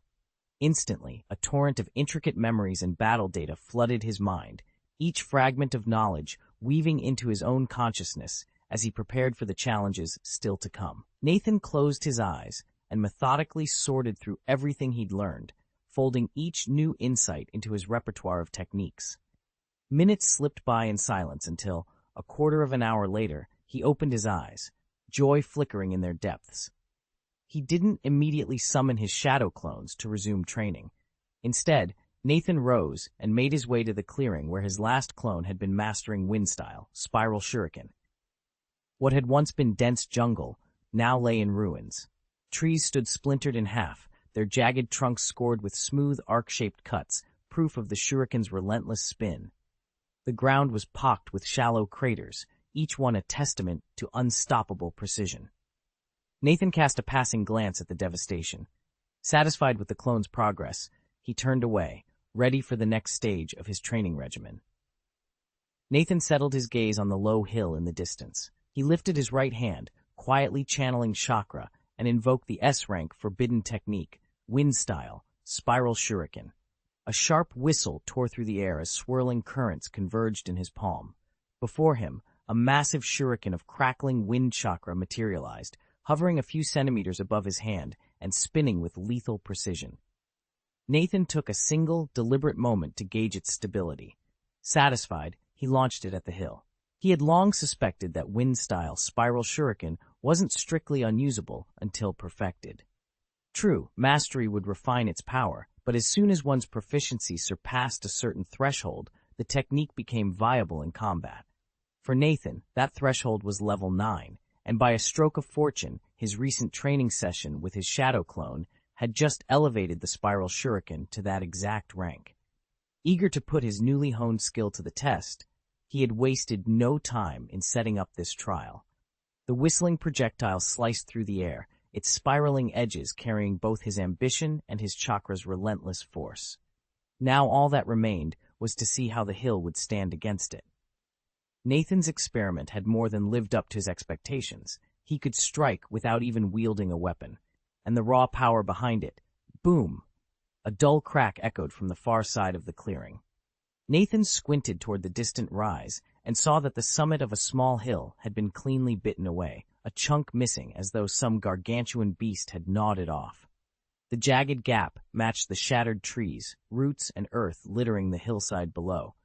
It could only have been the aftermath of his own wind-style, Rasen Shuriken. Every flower, every boulder, every clod of soil along the shuriken's flight path lay pulverized, forming a straight tunnel between him and the hill. This wasn't just another A-rank ninjutsu. He'd barely tapped into his chakra reserves. At full power, this technique would ascend to an entirely new level. A thrill shot through him. He inhaled deeply, then exhaled, letting calm sweep over him. He raised his right hand, focusing inward as chakra began to whirl at his fingertips. With the precision of a seasoned shinobi, he wove the seals and shaped the wind's essence around his hand. Now fully centered, Nathan launched his creation once more, wind style, Rasen Shuriken. Nathan's initial tests had gone off without a hitch, but the moment he sent the gigantic shuriken spinning through the air, he realized the problem. Once launched, he had no way to guide it. His wind style, Rasen Shuriken, now flew in one rigid line, nothing like Naruto's later mastery, which allowed mid-flight course corrections. This was a glaring weakness. Any opponent who noticed the pattern, stayed just out of range, and reacted quickly could easily sidestep the attack. True, Nathan's Sharingan granted him a degree of foresight, but it wasn't infallible. If his trump card didn't land a crushing blow, its threat value would plummet, and that was the last thing Nathan wanted. "You've still got work to do," he murmured, steeling himself. He opened his status panel and clicked over to the skill tree. His heart sank when he saw what it would take to push Wind, Style, Rasen Shuriken from level 9 to level 10, a staggering 100,000 proficiency points. Even Nathan had to pause and catch his breath at the figure. But after a moment's hesitation, he squared his shoulders and let determination wash over him. There was no turning back. He'd earn every point, no matter how long it took. Although the total seemed daunting at first, Nathan refused to be discouraged. His earlier mastery of the Rasengan, plus his extensive work with wind-style techniques, had already vastly improved his efficiency with the wind-style, Rasen Shuriken. By his calculations, every 100 points of chakra investment raised his proficiency just a little, and at that steady rate, it would take no more than 62 days, or about 2 months, to reach the next breakthrough. It wasn't an overnight achievement, but it was well within reach, and once he hit level 10, he'd finally gained true control over the shuriken he launched, a leap in power that would reshape his combat capabilities. With those thoughts in mind, Nathan cast a quick glance down at the status panel, glowing in midair. The Guardian Seal indicator was almost maxed out. Satisfied, he tapped the interface closed without another moment's hesitation. Back at his training ground, he formed the hand seals for the multi-shadow clone technique. In an instant, 8 perfect duplicates of himself flickered into existence. Nathan assigned each clone a specific regimen. Some would drill chakra control drills, others would practice sealing signs with precision. Then he sent them off to carry out their tasks. Alone at the center of the clearing, Nathan drew a deep breath and prepared to continue his own rigorous regimen. Today, the path to his next level was clear. Endless repetition, unyielding focus, and another 2 months of unwavering discipline. Could you please provide the full chapter text you'd like me to revise? Once I have the complete material, I'll rewrite it into coherent, idiomatic English with Nathan as the male protagonist. Chapter 637, Perfect Mastery and Good News Days slipped by in a blur of sunset and sunrise. 2 more dawns came and went, and at last, after a grueling fortnight of relentless training, Nathan perfected one of the only sealing techniques he'd ever learned, the Guardian Seal. He opened his eyes, still tasting the echo of sudden insight that had just settled in his mind. Everything clicked. With a quick gesture, he summoned his status panel. Sure enough, the Guardian Seal had jumped from level 6, 3,250 or 10,000, to level 7, 0. A satisfied smile curved his lips as he closed the display. Next, Nathan reached up and untied the Konoha forehead protector that had been holding back his hair. In the polished metal's reflection, he saw the little Karf sigil imprinted at the center of his brow. Raising a steady hand, he whispered to himself, "Unseal." Instantly, the sigil faded away. In its place, a new eye, seemingly grown rather than forged, opened on his forehead. Nathan instinctively tried to close his eyelids over it. At first, the lids responded, but after only a moment they snapped open again, as if compelled by some hidden will. He stared at his reflection, 3 eyes gazing back, and felt a thrill of both power and anticipation. All the hard work had paid off. Now, with his guardian eye finally unlocked, Nathan knew the next stage of his journey was about to begin. Nathan watched the scene unfold and murmured to himself, "No matter how perfect something looks, if it isn't original, there will always be flaws." His Byakugan, transplanted into his forehead much like Kakashi's Sharingan was grafted to Obito, was proof of that. He couldn't shut it. It stayed active by default. The only consolation was that it didn't continuously unleash its power, so it didn't drain his chakra at every waking moment. Still, having an ever-open dojutsu was inconvenient. Luckily, this state wouldn't last forever. Since his last boost to physical attributes, Nathan's Byakugan had reached a 70% awakening level. He estimated that one more surge in both his spiritual and physical stats would push it to 100%, fully awakened, perfectly harmonized with his body.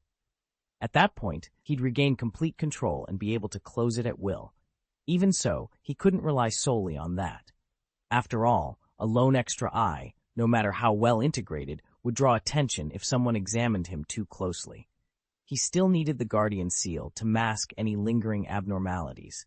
He'd been refining that sealing technique for weeks, and today, at last, he'd succeeded.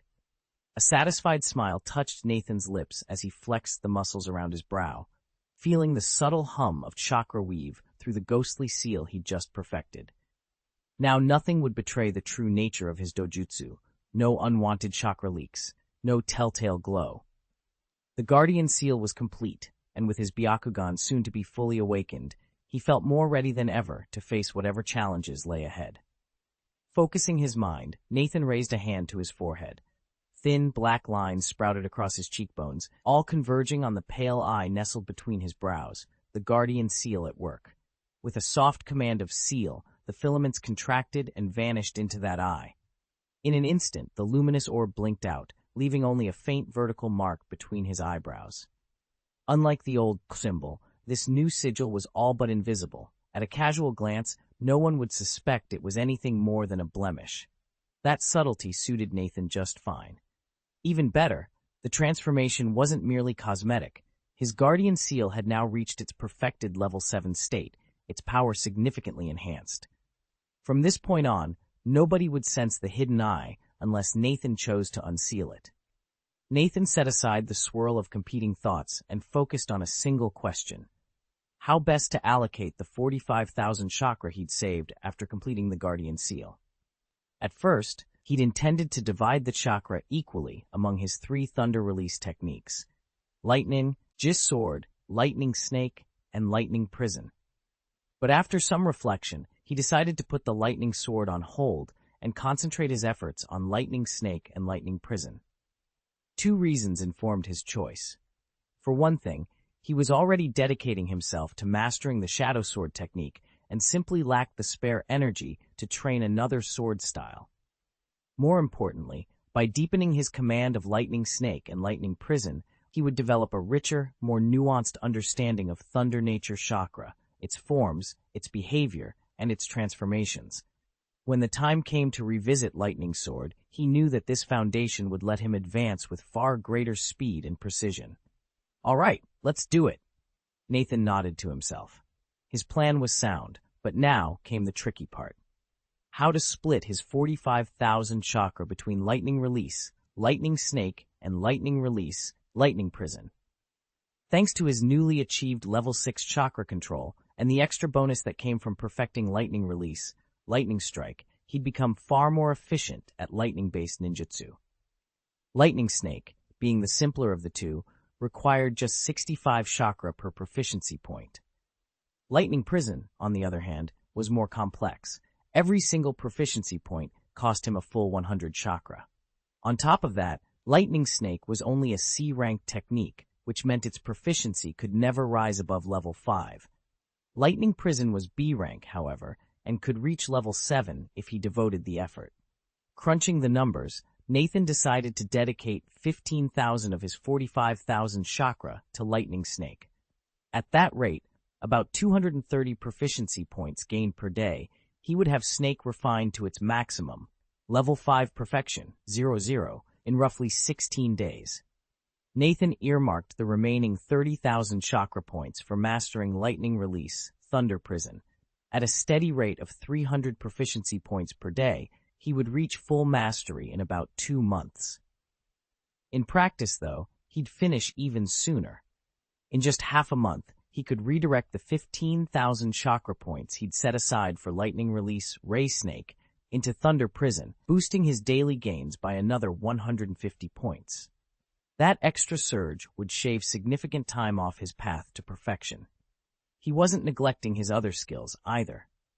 Nathan opened his ability panel to check on the Sealing Array. Although its learning curve was slightly slower than that of his Guardian Seal, it wasn't by much. His progress bar at level 6 was already more than halfway full, and at his current rate, a breakthrough to level 7 would come within 10 days. Once he advanced, he could invest the 44,000 chakra points he'd been hoarding into the Sealing Array to accelerate it even further. All told, neither of his lightning release jutsu would take more than 2 months to perfect.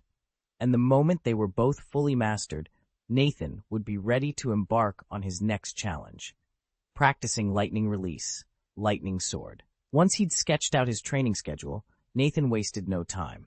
He closed the interface and was about to resume today's exercises when a sudden memory rippled through his mind. He froze. Of course, he'd dispatched a shadow clone to Shai City to handle his day-to-day errands.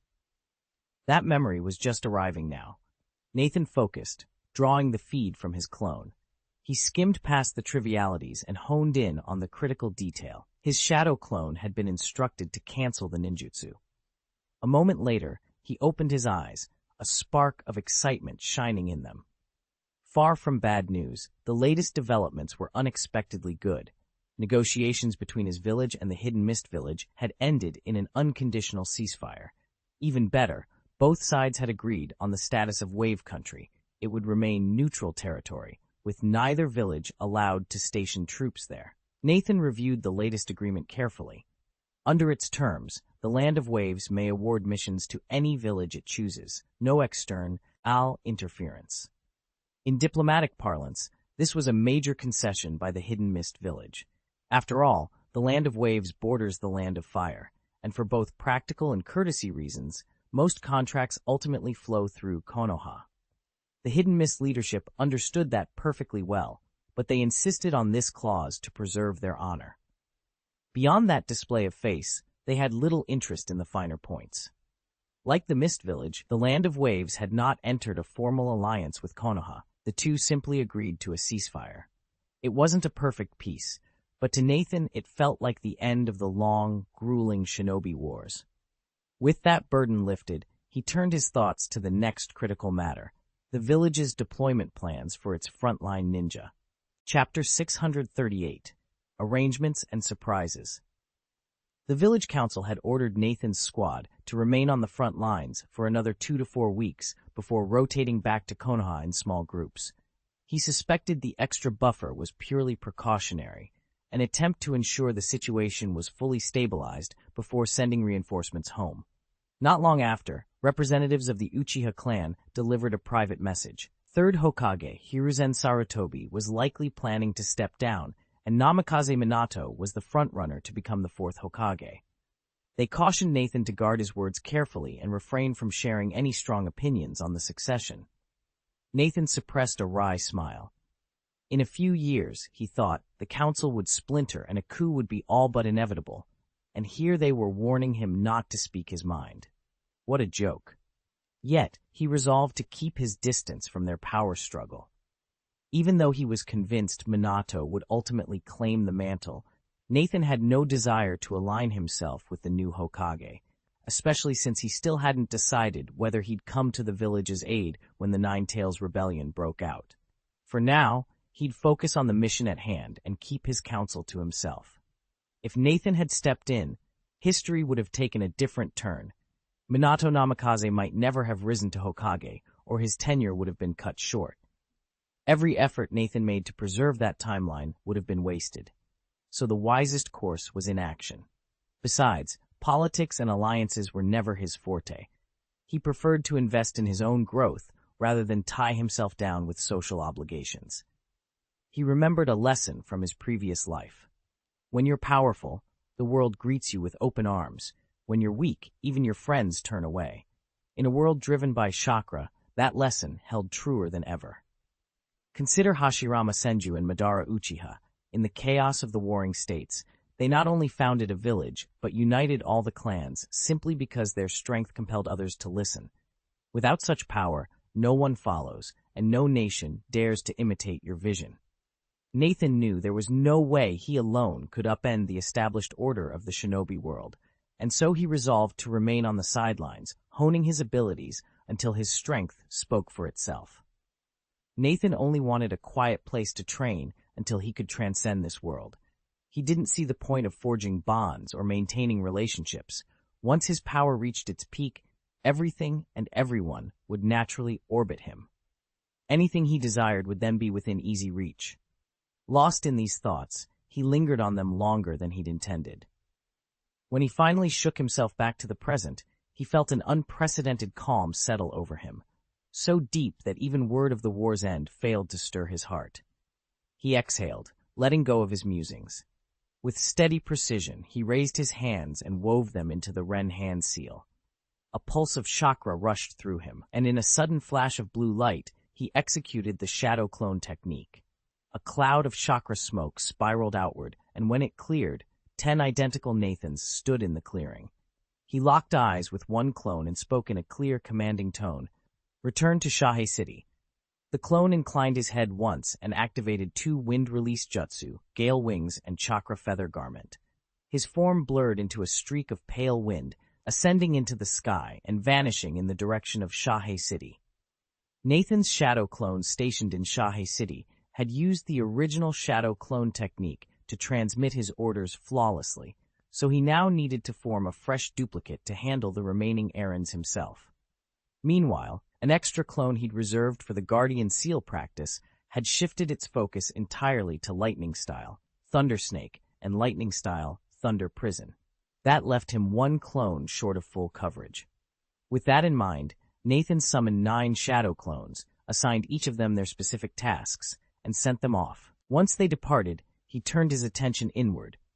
In the quiet of his training chamber, he resumed the Palm Immortal technique and the Reflection Heart technique, strengthening his physique even as he nudged his Sharingan closer to its next evolutionary step.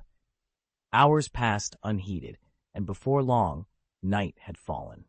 Nathan was just about to call upon a final wave of shadow clones, knowing full well his chakra was running low, when that very last group returned with an unexpected surprise.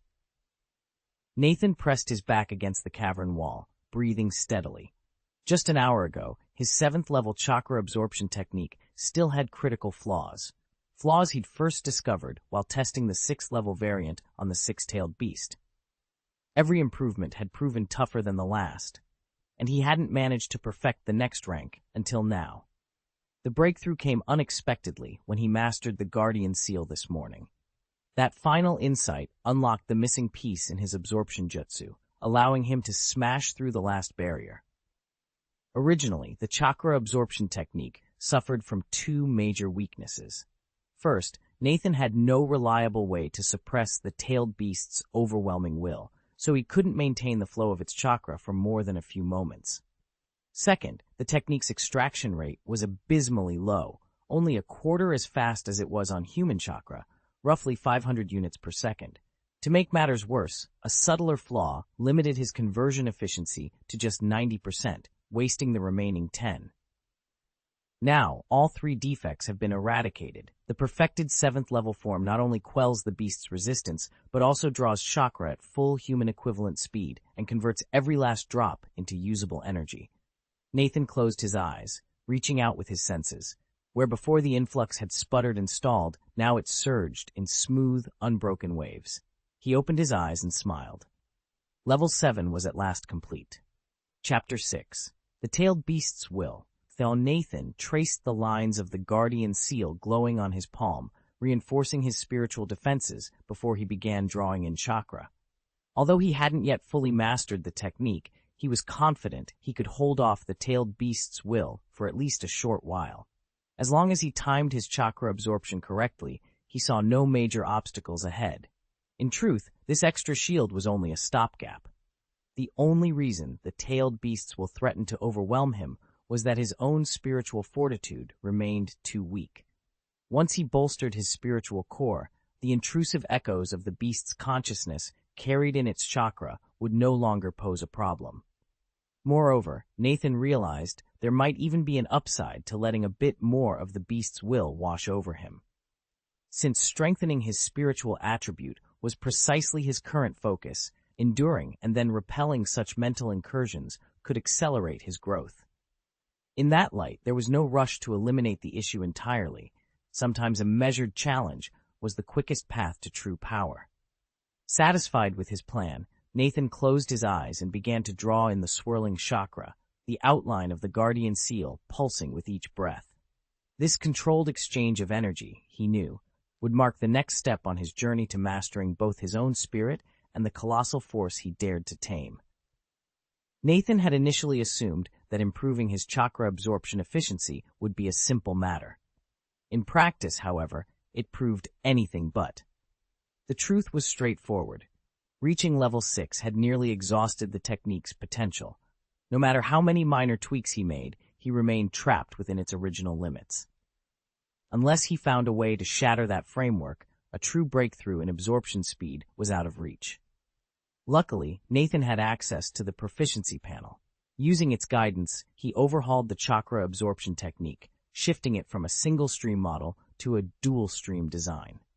Before, whether he cupped one hand or both around his target, chakra flowed through the same unified circulation path, capping his maximum rate. Now, each hand maintained its own independent conduit, each achieving the old system's top efficiency. In effect, Nathan had doubled his peak chakra siphoning speed. Nathan's chakra absorption rate had doubled from 500 to 1,000 points per second. Although it was still modest in absolute terms, it represented a huge leap forward, and with both his current reserves and future potential, it more than met his needs. As for the third flaw in his technique, he'd quietly resolved that when he overcame the tailed beast's will. Though he had no beast to test on now, Nathan estimated that he could convert fully 99% of the tailed beast chakra he absorbed into his own energy, virtually perfect, given the inherent differences between beast and human chakra. Satisfied with this unexpected improvement, Nathan didn't linger. He launched straight into practicing the multi-shadow clone technique before his chakra had even fully recovered. In an instant, the forest undergrowth flickered and multiplied as shadows sprouted everywhere, surrounding him like a living, whispering sea. Chapter 6 and 39. Time Flies. Since Konoha and Kirigakure signed their peace treaty, the entire ninja world has quieted down, and time seems to have slipped into fast forward. In the blink of an eye, 2 weeks have passed. During this period, Nathan has devoted himself entirely to training while he waits for the village to assign his next mission. Although the uninterrupted routine can grow monotonous, he finds the relentless practice deeply satisfying. This afternoon, in a secluded part of the Land of Fire's eastern forests, Nathan halted his execution of the Palm Immortal technique and the Reflection Heart technique. With a single hand motion, he dispelled his multiple shadow clone technique.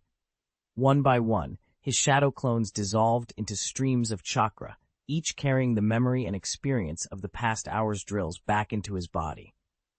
Eyes closed, Nathan meticulously digested those memories, converting every lesson into deeper mastery of his skills. 15 minutes later, he opened his eyes, a look of genuine satisfaction shining within.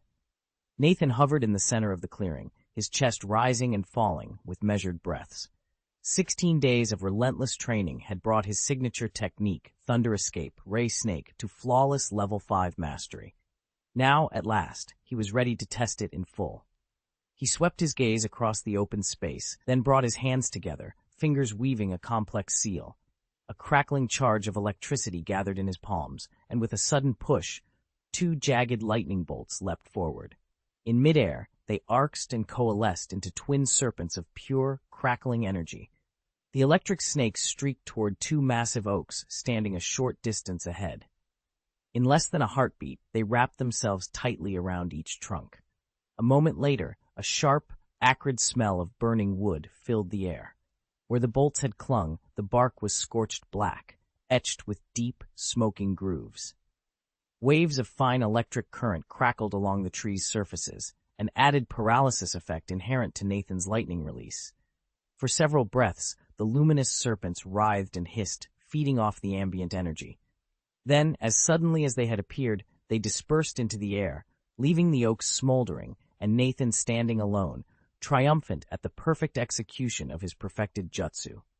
Nathan withdrew his hand and stepped over to the nearby tree, studying the scorched bark and splintered wood where his newly mastered technique, lightning release, ray snake, had struck.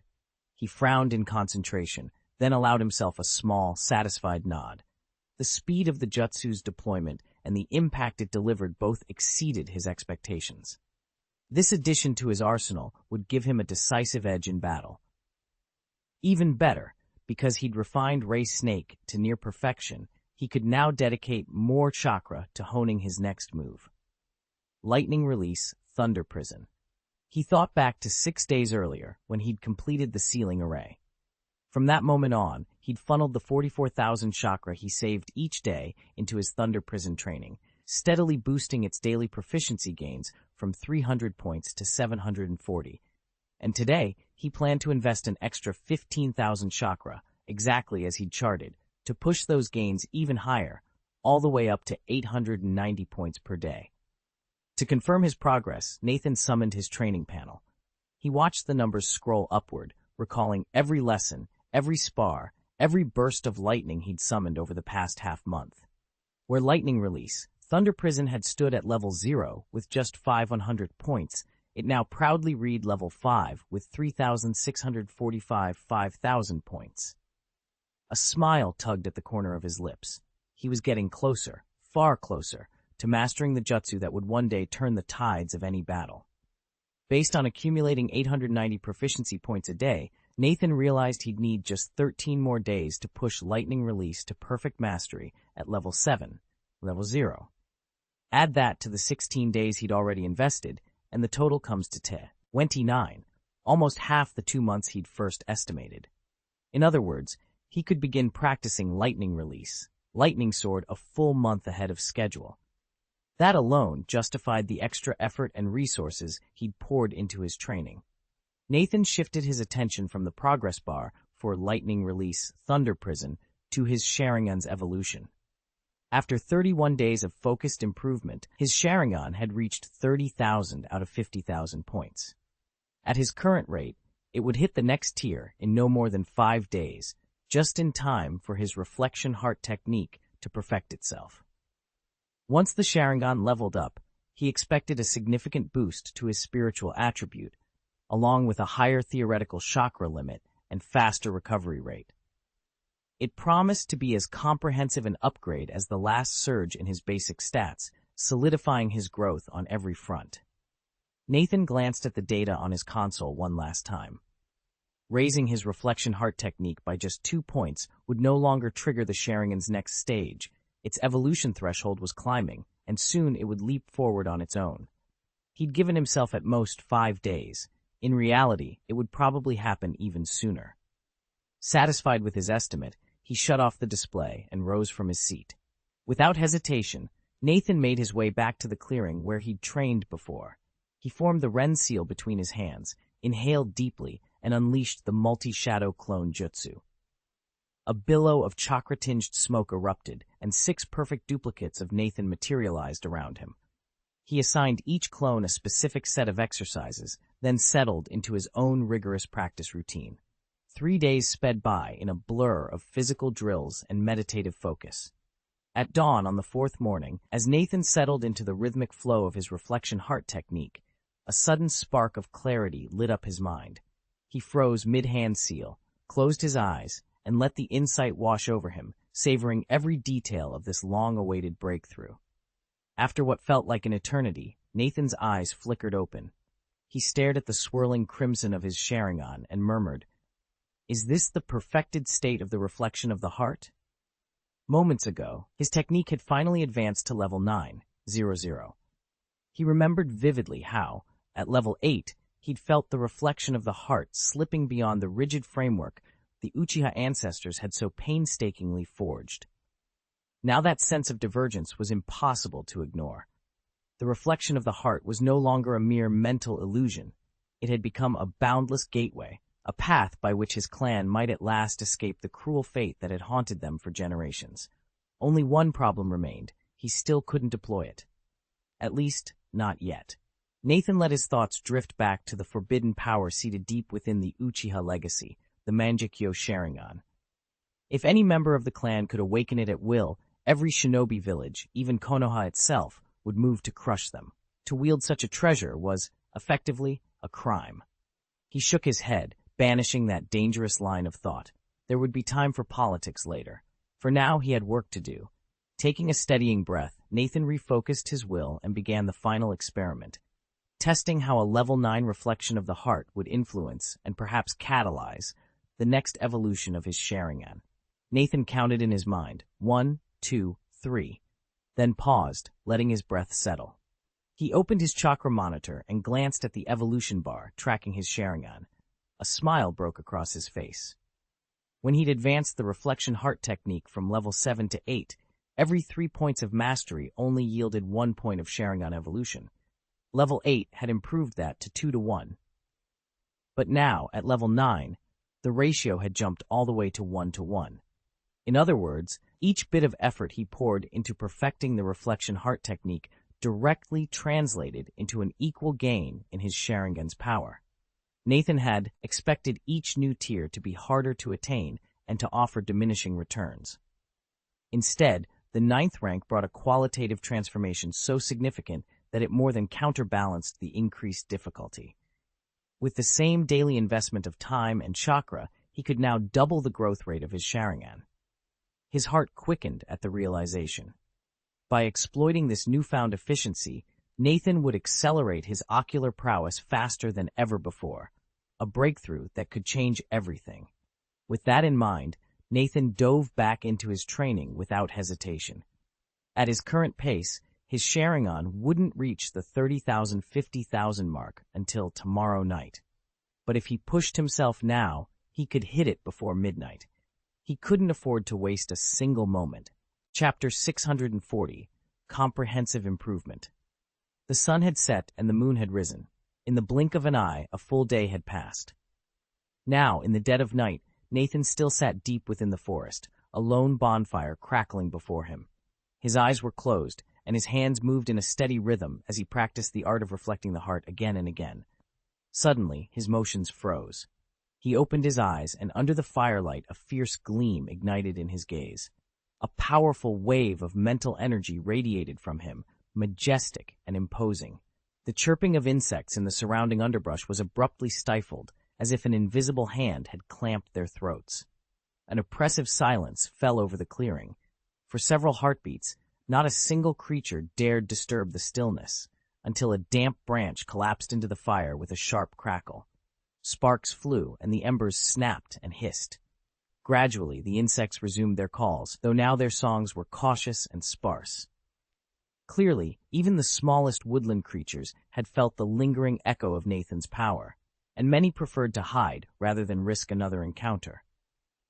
"I'd be happy to help, but could you please provide the full chapter text you'd like me to rewrite?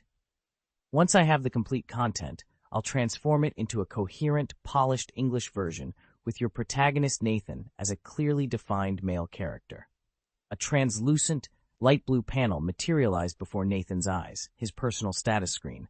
The numbers glowed softly. Name, Uchiha Nathan, age 13, attributes, physique, 21, spirit, 22, 1, chakra, 242,228, 44,800, bloodline, Sharingan, Mangekyo 30,000, 50,000, 88, Byakugan, unawakened, 90, 100, 20.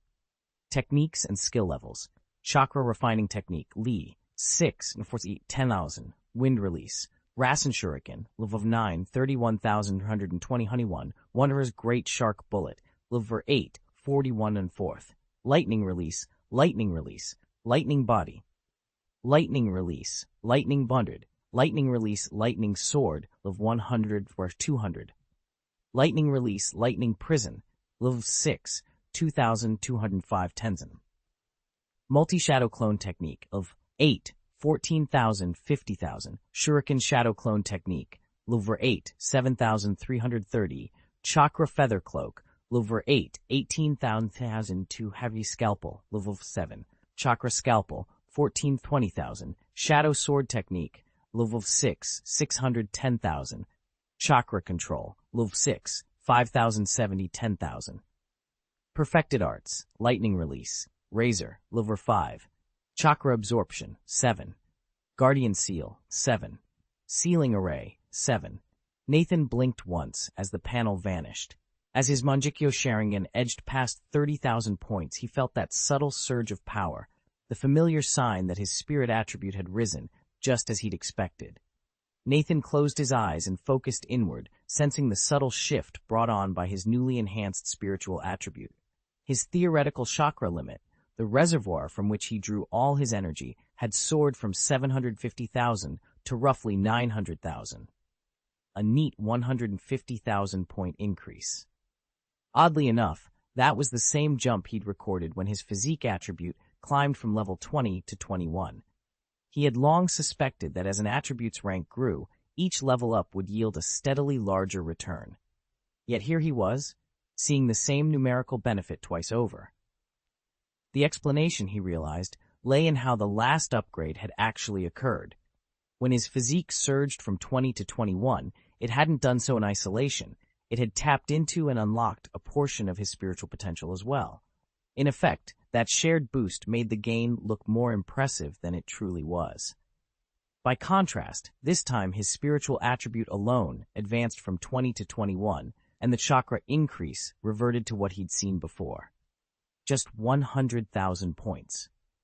It was a clear lesson in how interconnected his attributes truly were, and a reminder that raw numbers only told part of the story. Nathan reaffirmed that his hypothesis still held true. He had already seen the jump in his chakra potential. Now it was time to measure how fast it naturally recovered. He shut his eyes and activated the chakra refining technique, carefully noting the burden it placed on his body. After a few moments, he opened his eyes and shook his head. As he'd suspected, the recent boost to his spiritual attribute hadn't improved his physical endurance, nor had it lessened the strain of the refining exercise. Just as when his spiritual stat had climbed from 20 to 21, his recovery rate remained unchanged. That meant natural, passive regeneration was his only path forward. Nathan deactivated the chakra refining technique and watched the chakra meter. 15 minutes later, it registered an increase of about 6,660 points. Extrapolated, that meant roughly 26,640 points per hour, or around 640,000 points in a full day. A gain of 110,000 points over his previous rate. In short, from now on, he'd have an extra 110,000 chakra available every single day. Nathan glanced at his skill panel, reviewing each technique's progress. First up was Wind Style, Rasen Shuriken, currently at level 9, with 31,321 out of 100,000 experience points. At this rate, he'd hit level 10 in about 6 weeks. He'd already been drilling it daily, pouring in chakra each session, so there was no need to ramp up his investment. Next was Water Style, Great Shark Bullet Technique, sitting at level 8 with 41,700 out of 50,000 points, just 8,300 shy of the next rank. Even with his current routine, he expected to master it within 2 weeks, so again, extra chakra wasn't necessary. Finally, the panel listed 2 lightning release skills, Lightning Body and Lightning Sword. Lightning Body demanded intensive physical conditioning, something he couldn't focus on right now, so he left it aside. Lightning Sword, however, was already part of his training schedule. Satisfied with his plan, Nathan closed the panel and prepared for his next session. After several rounds of chakra infusion, Nathan's lightning release, Lightning Prison, had climbed to proficiency level 6, 2,205's 10,000. He was now within striking distance of true mastery, level 7, 00, and once he hit that milestone, his chakra allocation would automatically shift to Lightning Release, Thunderblade. At that point, his affinity for lightning chakra would have matured enough that training Thunderblade would accelerate on its own. In short, there was no need to pour more chakra into Lightning Prison right now. The same logic applied to his other techniques. Chakra Scalpel, Shadow Sword Technique, and chakra control. Take Chakra Scalpel. Although it was a powerful A-rank ninjutsu, it still had a long road ahead before reaching its upper limits. Nathan preferred to raise its proficiency naturally through repeated use rather than by force-feeding chakra. As for the Shadow Sword technique and chakra control, both had just reached level 6. Conventional drills were no longer effective, and further gains would come passively as he mastered more ninjutsu and honed his overall control.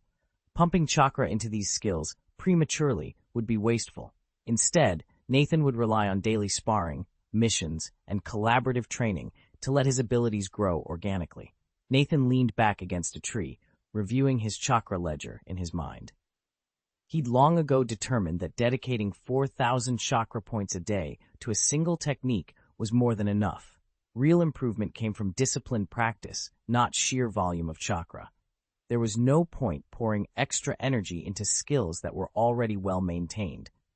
Only 3 jutsu still needed more chakra: the multiple shadow clone technique, the shuriken shadow clone technique, and the chakra feather cloak. All 3 were A-rank ninjutsu capped at level 9, and Nathan was still a good distance from that ceiling. Now was the perfect time to boost his investment and hasten his progress. He grabbed a scrap of parchment and ran the numbers. With an extra 110,000 chakra points to allocate each day, he settled on a 3-3-5 split. That meant raising the daily chakra for multiple shadow clones from 65,000 to 95,000 points, for shuriken shadow clones from 75,000 to 105,000, and for the chakra feather cloak from 45,000 to 95,000. The results would be dramatic. His daily proficiency gains would jump from 430 to 630 points for multiple clones, from 500 to 700 for shuriken clones, and from 450 to 950 for the feather cloak. Satisfied, Nathan set down his quill. With this new distribution, he'd accelerate straight toward that level 9 cap, and beyond. Nathan ran through the numbers one more time. At his current pace, mastering both the multiple shadow clone technique and the shuriken shadow clone technique would take him roughly 2 months each. The chakra feather garment, by contrast, looked achievable in just over a month. Of course, these were only preliminary estimates. It had been 2 months since his last physical transformation, and based on past patterns, another breakthrough was due within the next month.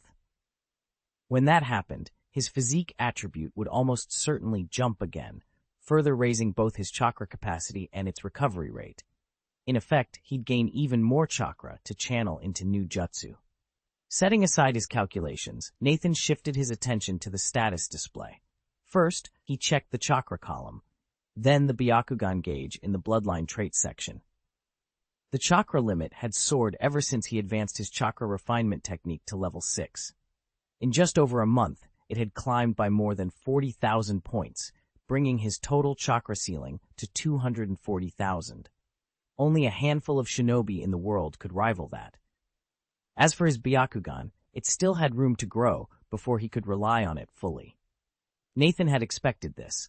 As his spiritual attribute continued to rise, his awakening level jumped from 70 to 90 out of 100. He estimated that in about a month, once his physique attribute made a similar leap, the transplanted white eye nestled between his brows would finally fuse with his body and reach full awakening. At that point, the strange, foreign sensation it gave him would vanish, along with the few remaining defects. Nathan couldn't wait for that day to arrive.